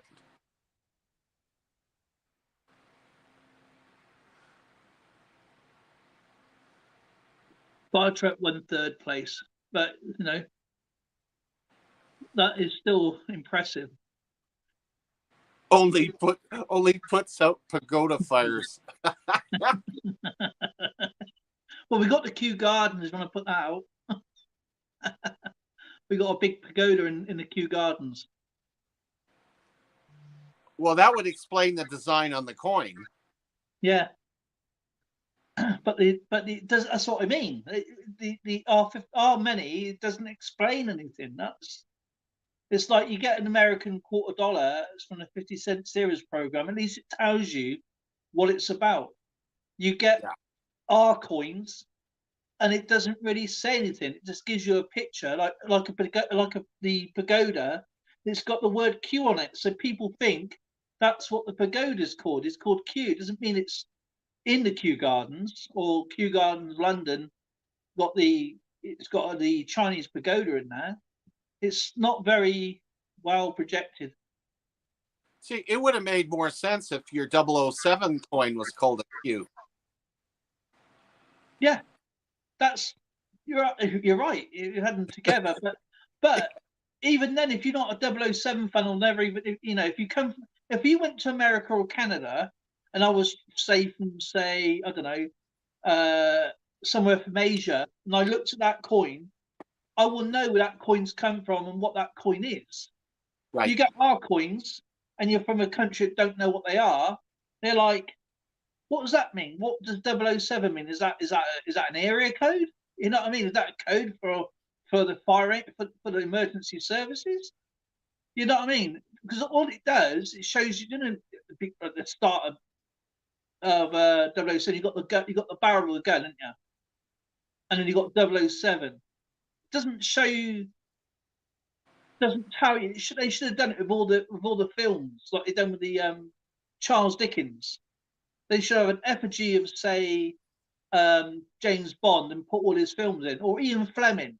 You know what I mean? In it with James Bond or something. But no, it's got 007. Doesn't even have the gun on it, I don't think. Just got 007. There's a lot of our coins I can't stand. I think they're terrible. It is nice when you can at least get an idea what they're about. The more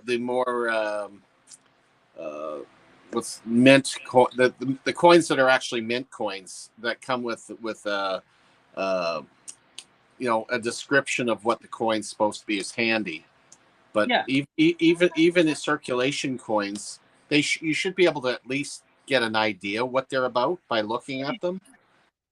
Yeah, but even if you get a euro, right, you get a certain euros and stuff like that, at least you can actually know what the coins, which country it's from, and what the back of it is. I don't personally like the euros, but at least it has got information on it to know what the coin's about and why the coin that is minted. What's the coin I done the other week? Was it the Australian year, the Australian the elderly, and I think it's Canada's got the elderly coin as well. I believe was it Australia and Canada's got one, and at least it tells you what it is. It's the NATO logo for the year of the elderly. 1997, I think it is, or 1999. I can't remember the year now, but at least it tells you. We do something like that. It just stick the year on it. It won't say anything. It's like our Olympic coins. There's only a few that you would know what they are, but it's got no description on it. You know what boxing is? It's got 2 boxing gloves. They're quite confusing because they were made in 2011. And it was 2012 Olympics. It made more sense bringing them out in 2012 rather than you're absolutely right. A coin, you should be able to look at a coin, and I'll give you 3 examples here. This is an example of how coins should be done.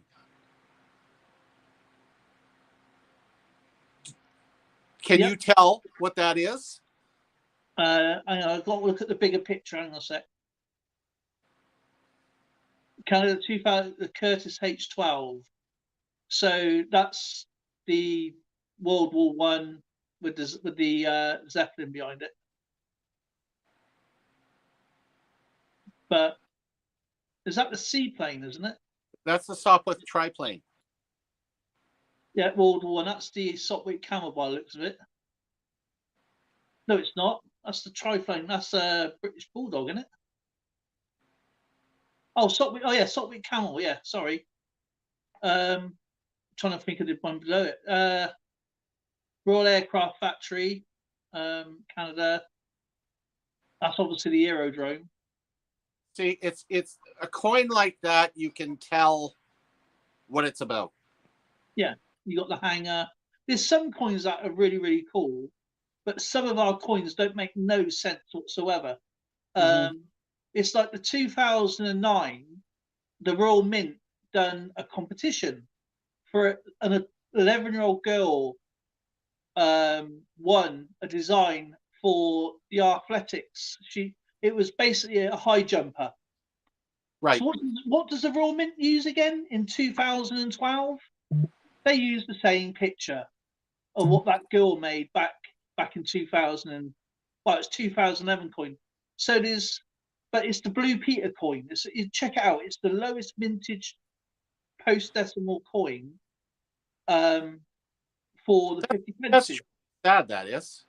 And they use the Blue Peter coin comes in a Blue Peter packet with a 50p, and you got the name. I think her name was Sally, Sally something, and she drew a person jumping over a high jump. Okay, right. Which is pretty cool.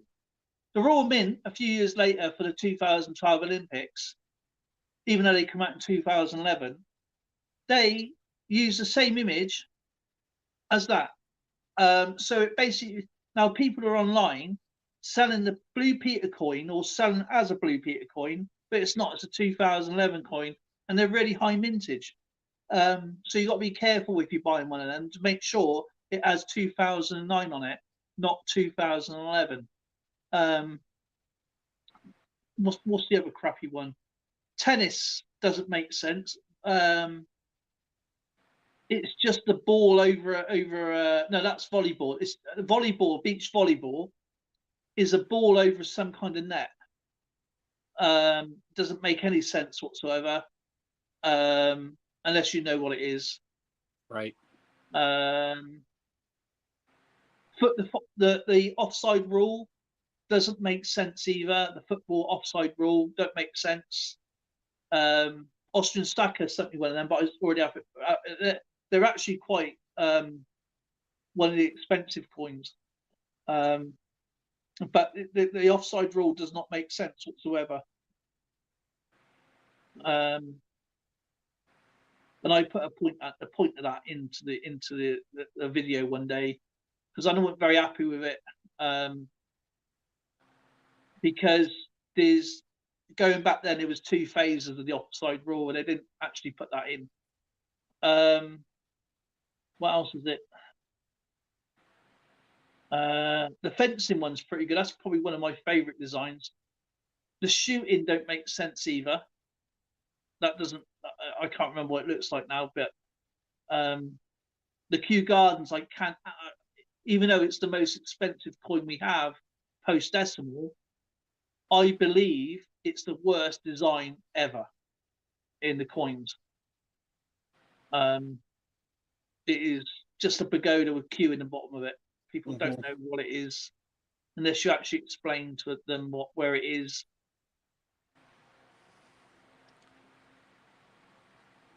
See, that's the way I like seeing coins that are mint coins, where you have no doubt what they are.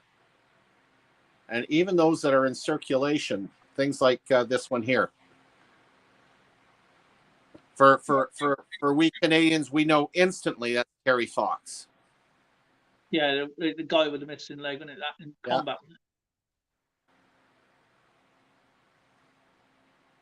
And of course, again, the mint coins, you can tell instantly what they're about. Yeah, we have got a few like that, but we haven't got a lot like that. Not in, like, the one I do like is the 1994 D-Day, because you got the gliders going over. Yes. And then you got the landing craft going in. And obviously people get confused. It's actually gliders, and they're towing the planes and to fly in further and that. What else is there? I like the Battle of Britain. That makes sense. The Battle of Hastings makes sense. Hey, my puppy. Let's have a look. I don't have any with me right now, so. Oh, an update. My Docky is hanging in there. He's really, actually, I'm surprised he's lasted this long. Oh, cool. Hey, buddy boy. Hi. Hello, sweetie. Yes.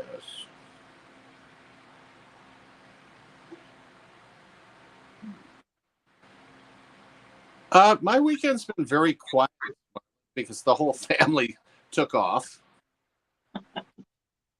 You've had it quite busy.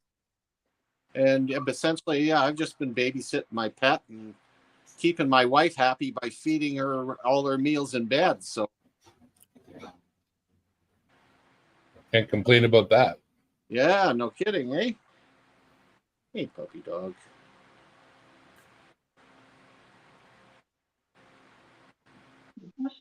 Right, okay, this is our 50p's, right, going back to 1968. The European Economic Community, which is kind of, unless you know what that is, okay, that's the 13 hands that are basically greeting each other, welcome England in.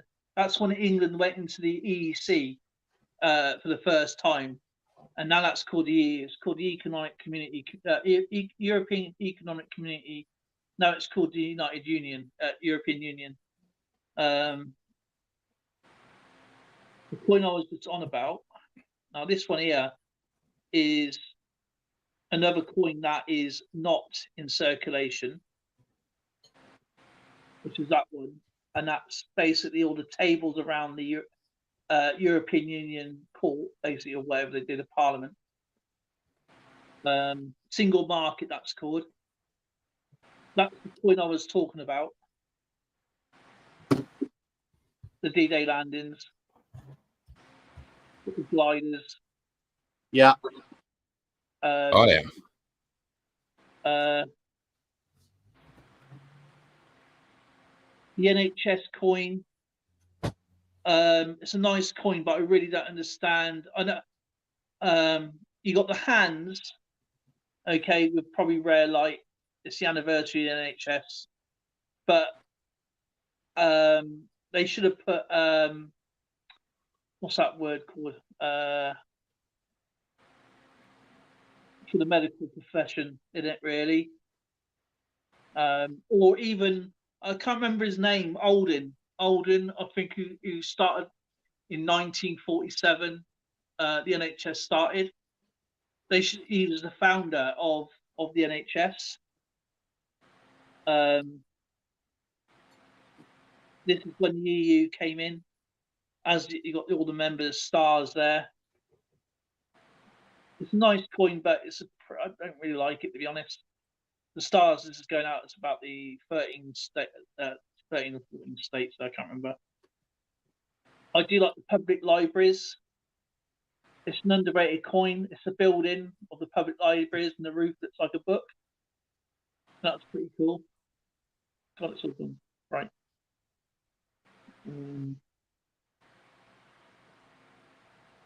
The suffragettes is pretty cool. I like that one. It's actually changed itself to the gates. I've had a whole new take on the whole suffragette movement presented to me recently. Found it quite interesting. What was that? Well, that basically what they did wasn't very good for women in the long run.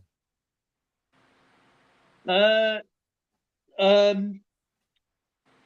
really. That was the point of view that was taken, and that there were lots and lots and lots of women who didn't want the vote because they didn't want the option of being conscripted, and that there were plenty of them. I don't really know much about the suffragettes as a whole. I know they started off by the men. They felt oppressed by the men going out being drunk all the time, and it all started as a movement like that. And then obviously fair workplaces, fair rights for women, basically, you know. The ability to join the workforce, the ability to be taxed just like a man. And again, what they didn't want was the idea that they would have to be conscripted into because that's what voting was in the United States. It basically your right to vote came with your obligation to serve.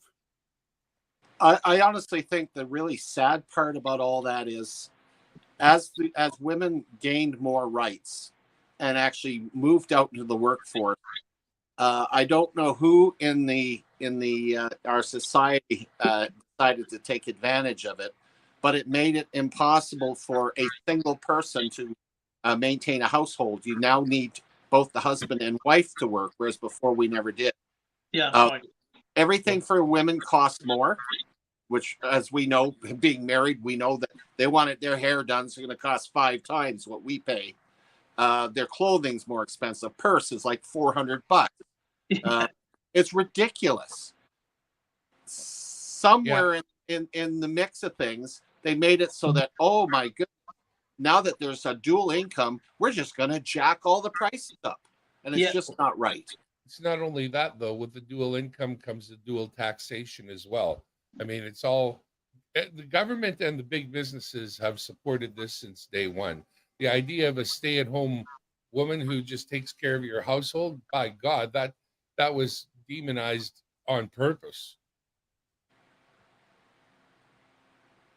Yeah, it's sad because, well, for instance, my wife is a good example. She was a stay-home mom.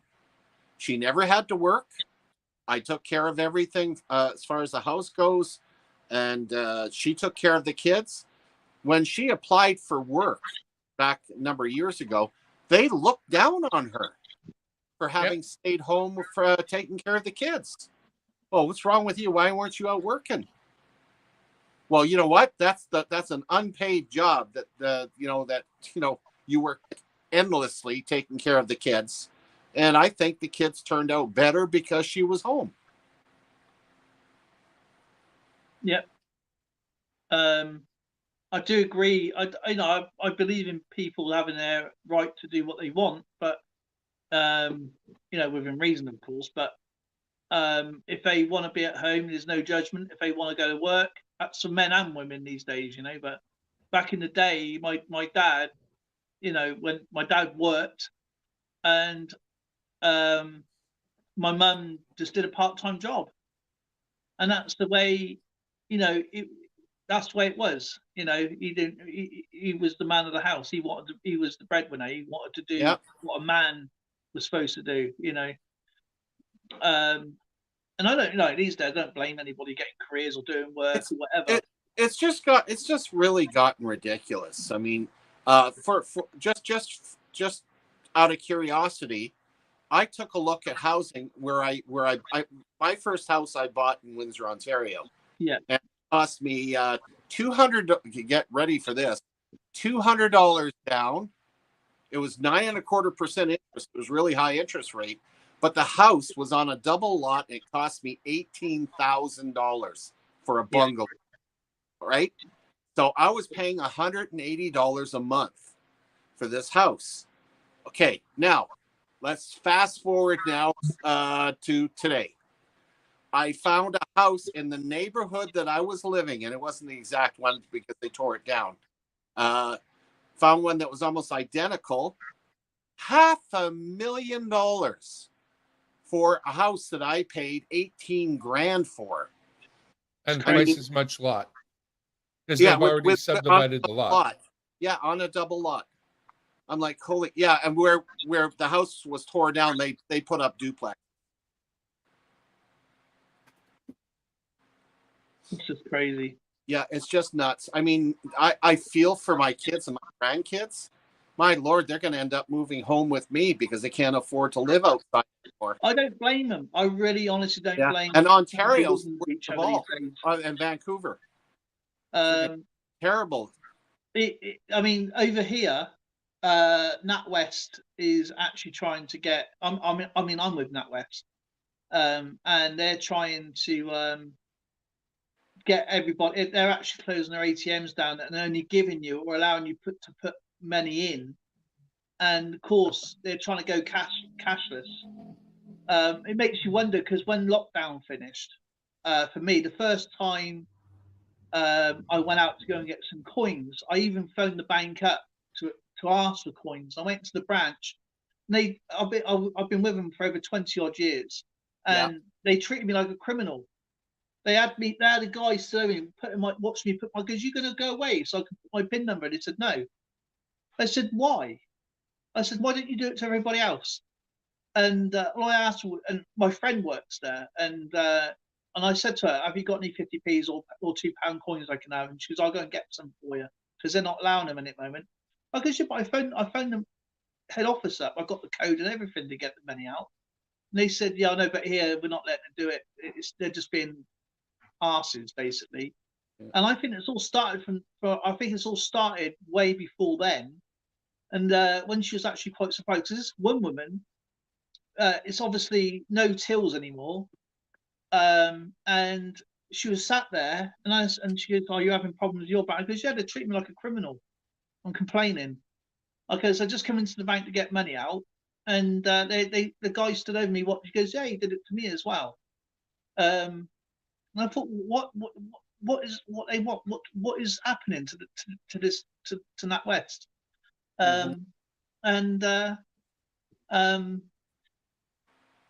Found out that obviously they want to go cashless. So they've been trying to go cashless now for a couple of years. I have to ask you, Dale, are they posting signs on the stores like here where it says that they're no longer accepting cash?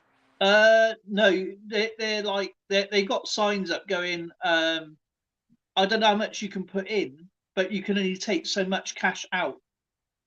But the other brand, like I'm with another bank as well, and they're not doing that. They're just completely different. All right, sweetheart. See you in a minute. And for us, GB News has got a petition out at the moment. I've already signed to it. It's called, fight for cash or something like that. Oh, hang on a minute. I'll just go and find it. I can't remember what the petition's called. Oh, what's wrong with this internet?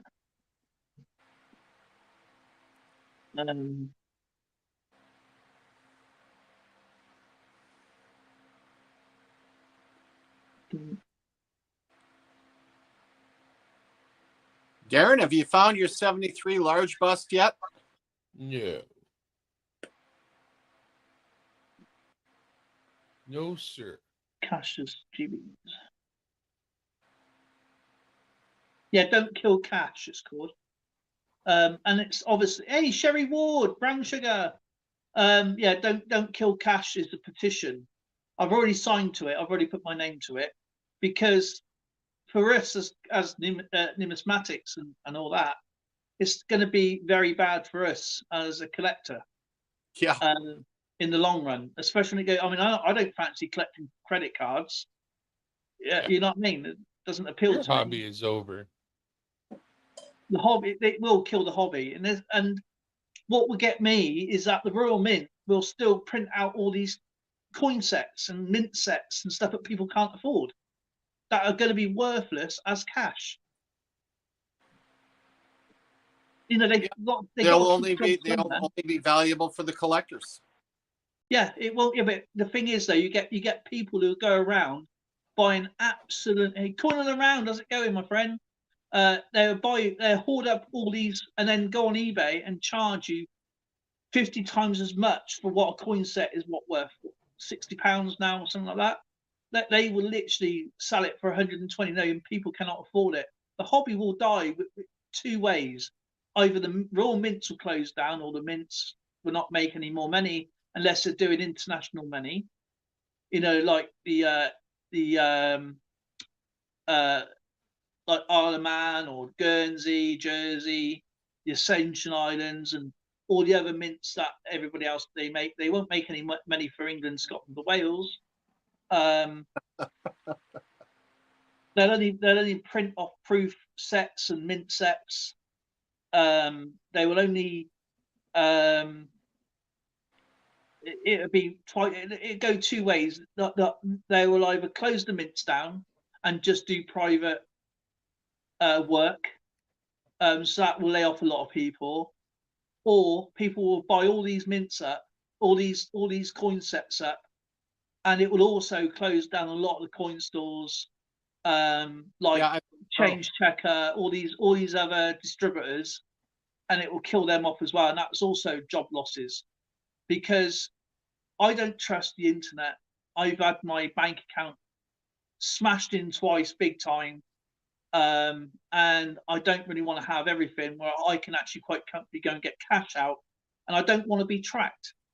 What I buy, and what I pay for. If I want to, and they do that. Yeah, if I want to lend my brother 20 quid from cash, I want to. If I want to go and spend it on a coin, I want to. I don't want to be, oh yeah, you spent £50 on a coin, and we know about it. You know what I mean? Or buying gold and silver and being tracked about it. You bought 50 kilos of gold. You're gonna have to cash that in. No, I don't want to go down that route. It will kill off our hobby that we all love. Yeah. I'm gonna put something up real quick here. This is for Marlin to look, and for Tupac. So they can see that was the first time I ever went the metal detecting. And that's what I found in one hoard that I found. And that's what got me hooked on the hobby.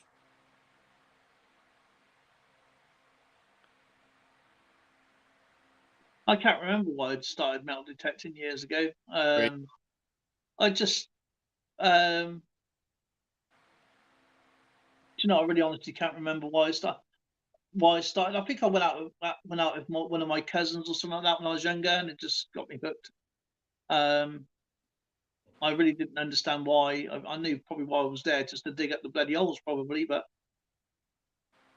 Sherry Ward, that's a 1973 Mountie quarter. And I can guarantee you that is a small bust. The large bust coin is actually quite valuable, but it tends to be one of our favorite coins up here. is that the 100 years of the Mounties? Is it? Sure is.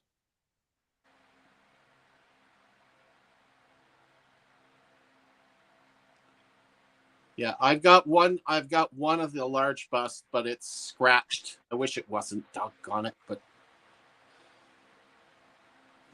There you go, 70 Platinum Jubilee.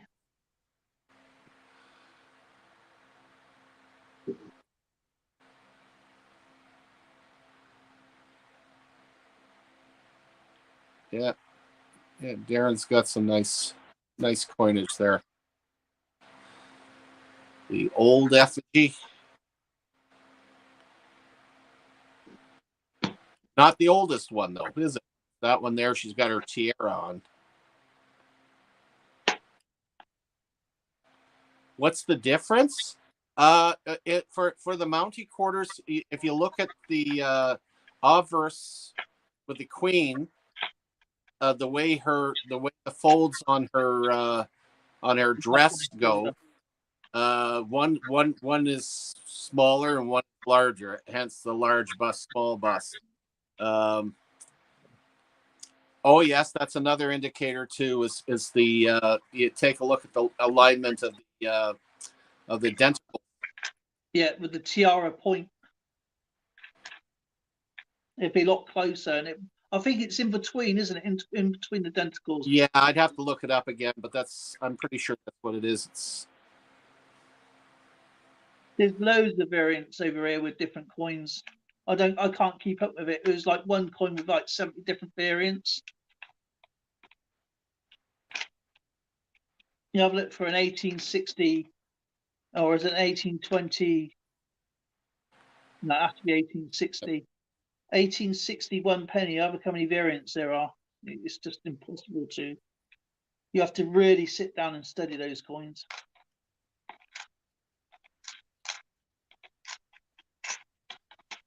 Yeah, we have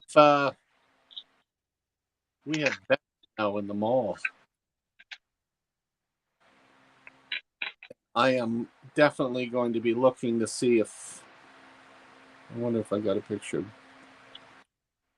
Good old Bex. No, I think I deleted that one. Yeah, Bex is one of our larger coin shops here in Edmonton. Originally started off with 1, then they went to 2, now they're up to 4. And the one in West Edmonton Mall, Phase 1, I can't wait to go rooting through there. But looking at doing something I not really wanted to do, but I'm doing only because I have to. I'm going to be cashing in a bunch of my silver, including my U.S. collection. Taking the entire thing over there and see what they're willing to sell it to or buy it off me for. Because I do have, I got a fair amount, but I'm not giving up my Canadian, British, and all my collector coins onto them. But I need my roof fixed.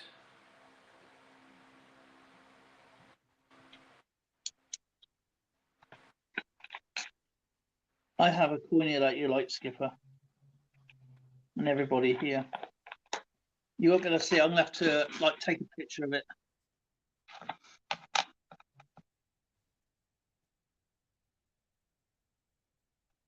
Right.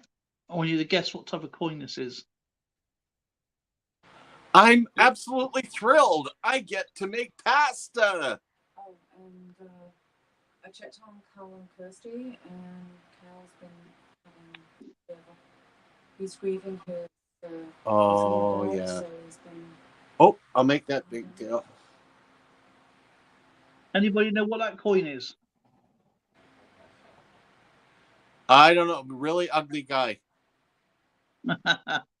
Let me just take a picture of the other side a minute. Yeah, I'm selling off my entire presidential collection. I've got the entire thing, so I should get a good $1 for that one.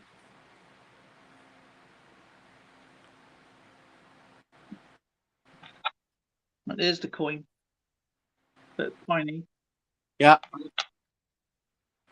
What do you think the value of that coin is? I mean the actual face value. I'm not about the actual what it's worth. It's worth quite a bit, but Well, I don't know if I'd want to spend any money on that face. no, he's a bit grim, isn't he? It really looks like a bad hair day, the whole 9 yards. Double Well, chin. wouldn't you if he was king? You look worse than me. Yeah.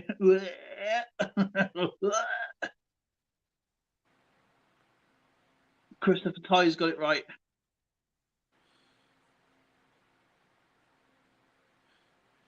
You know what, kin of mine? I would, but it's the shipping that's so high.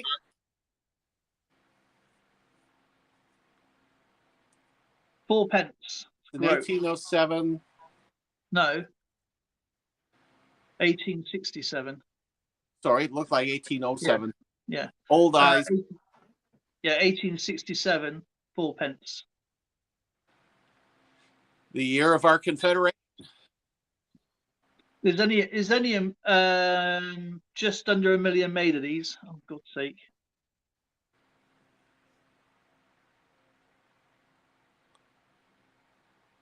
That's in really good shape, that one. Yeah, it's like I've said quite often. The beauty about being a numismatist is that we may be flat broke, but we always have money.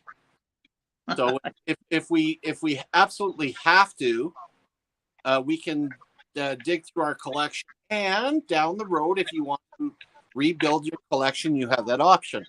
So it's something I'm not going to grieve over. It was a lot of fun doing, but there's some things that I won't give up, like my military collection for the mint coins. Those are display items. That's nah.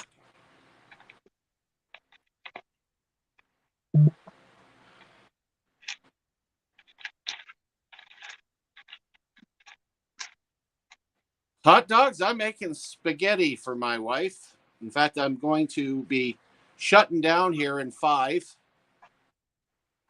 so that I can make dinner. Yes, I am the cook in the house.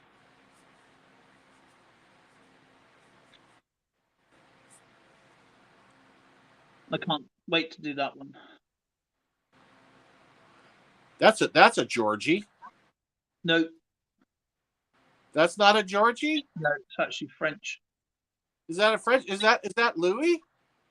I think so. I can't remember. It might be Philip, actually. I have to check the date.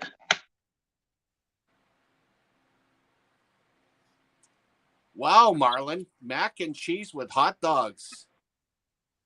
Yeah, almost like Sheldon Cooper. I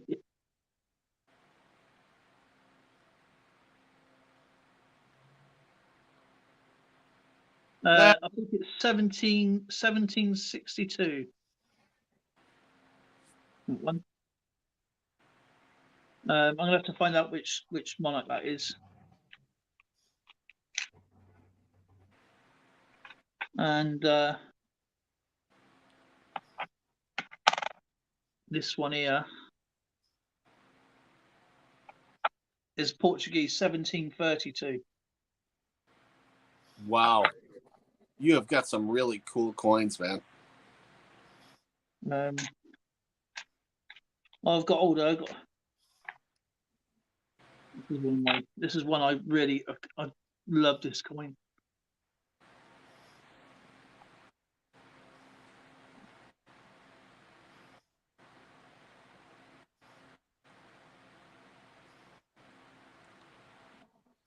I remember the name of this guy. Dale, when we shut down here, can you meet me up in Discord? Yeah. Okay. This is 1835. It's French.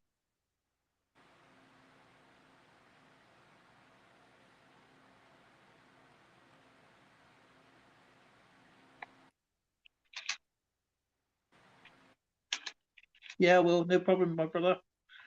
And this is Australian. I love these coins. I love finding these types of coins. I've been trying to get a hold of them, especially that one with the honeycomb. Yeah, that's a nice coin. That is. Do you know what?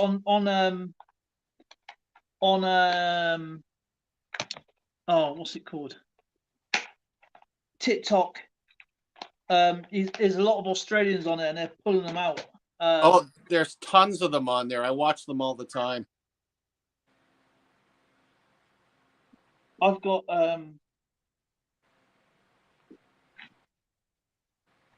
actually going here. Is that it? No, here. As I said, this is how I do my books. Yeah, very cool. They've got all my stuff in there, like my Roman stuff, and so you slip in your attribution with your coins, and yeah. You got lots more space than a standard 2x2 slot. Yeah. So this is a groat. This is Elizabeth I. I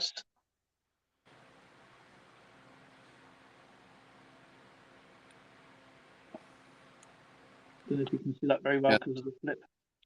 I won't get into it a lot, Christopher, but Taffy is grieving right now, so he's. I'm actually going to be checking on him probably first thing tomorrow, since it's getting a little late here, unless he's up. But he's slowed down. Doesn't mean we all have to do it occasionally. We have to take a break.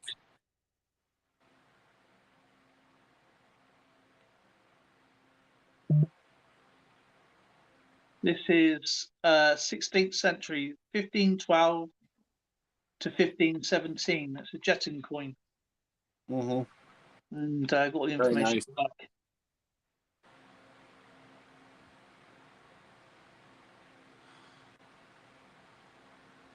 And I'll show you a miniature version of the Canadian shrunken. That Canadian coin you got me, Skipper. You sent me those two. One of them shrunk in the wash. Yeah, okay.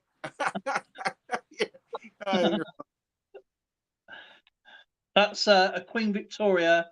I think it's 1867. It's model money. That is how they were going to make the pennies. Right. From the large pennies. Very cool. And this is pretty cool.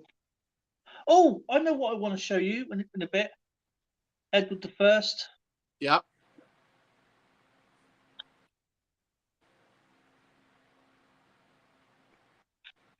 And this is what Kerry Baxter sent me. Oh, that's quite the error. 1985. Yeah. I think it's got the mint on it as well. I know it's 1985 because it's got the date on it, clear as day, so it's in the flip. So, anyway, my friend, I'm gonna have to call her quits. No, so I'm gonna say fare thee well to all my friends out there in chat, and Dale and Darren. I'm happy that you came up, and I'm going to go and I'm going to feed my wife. So in the meantime and in between time, everybody have yourself a wonderful day, what's left of it. And we will catch you a little later on in the week. On the flip side.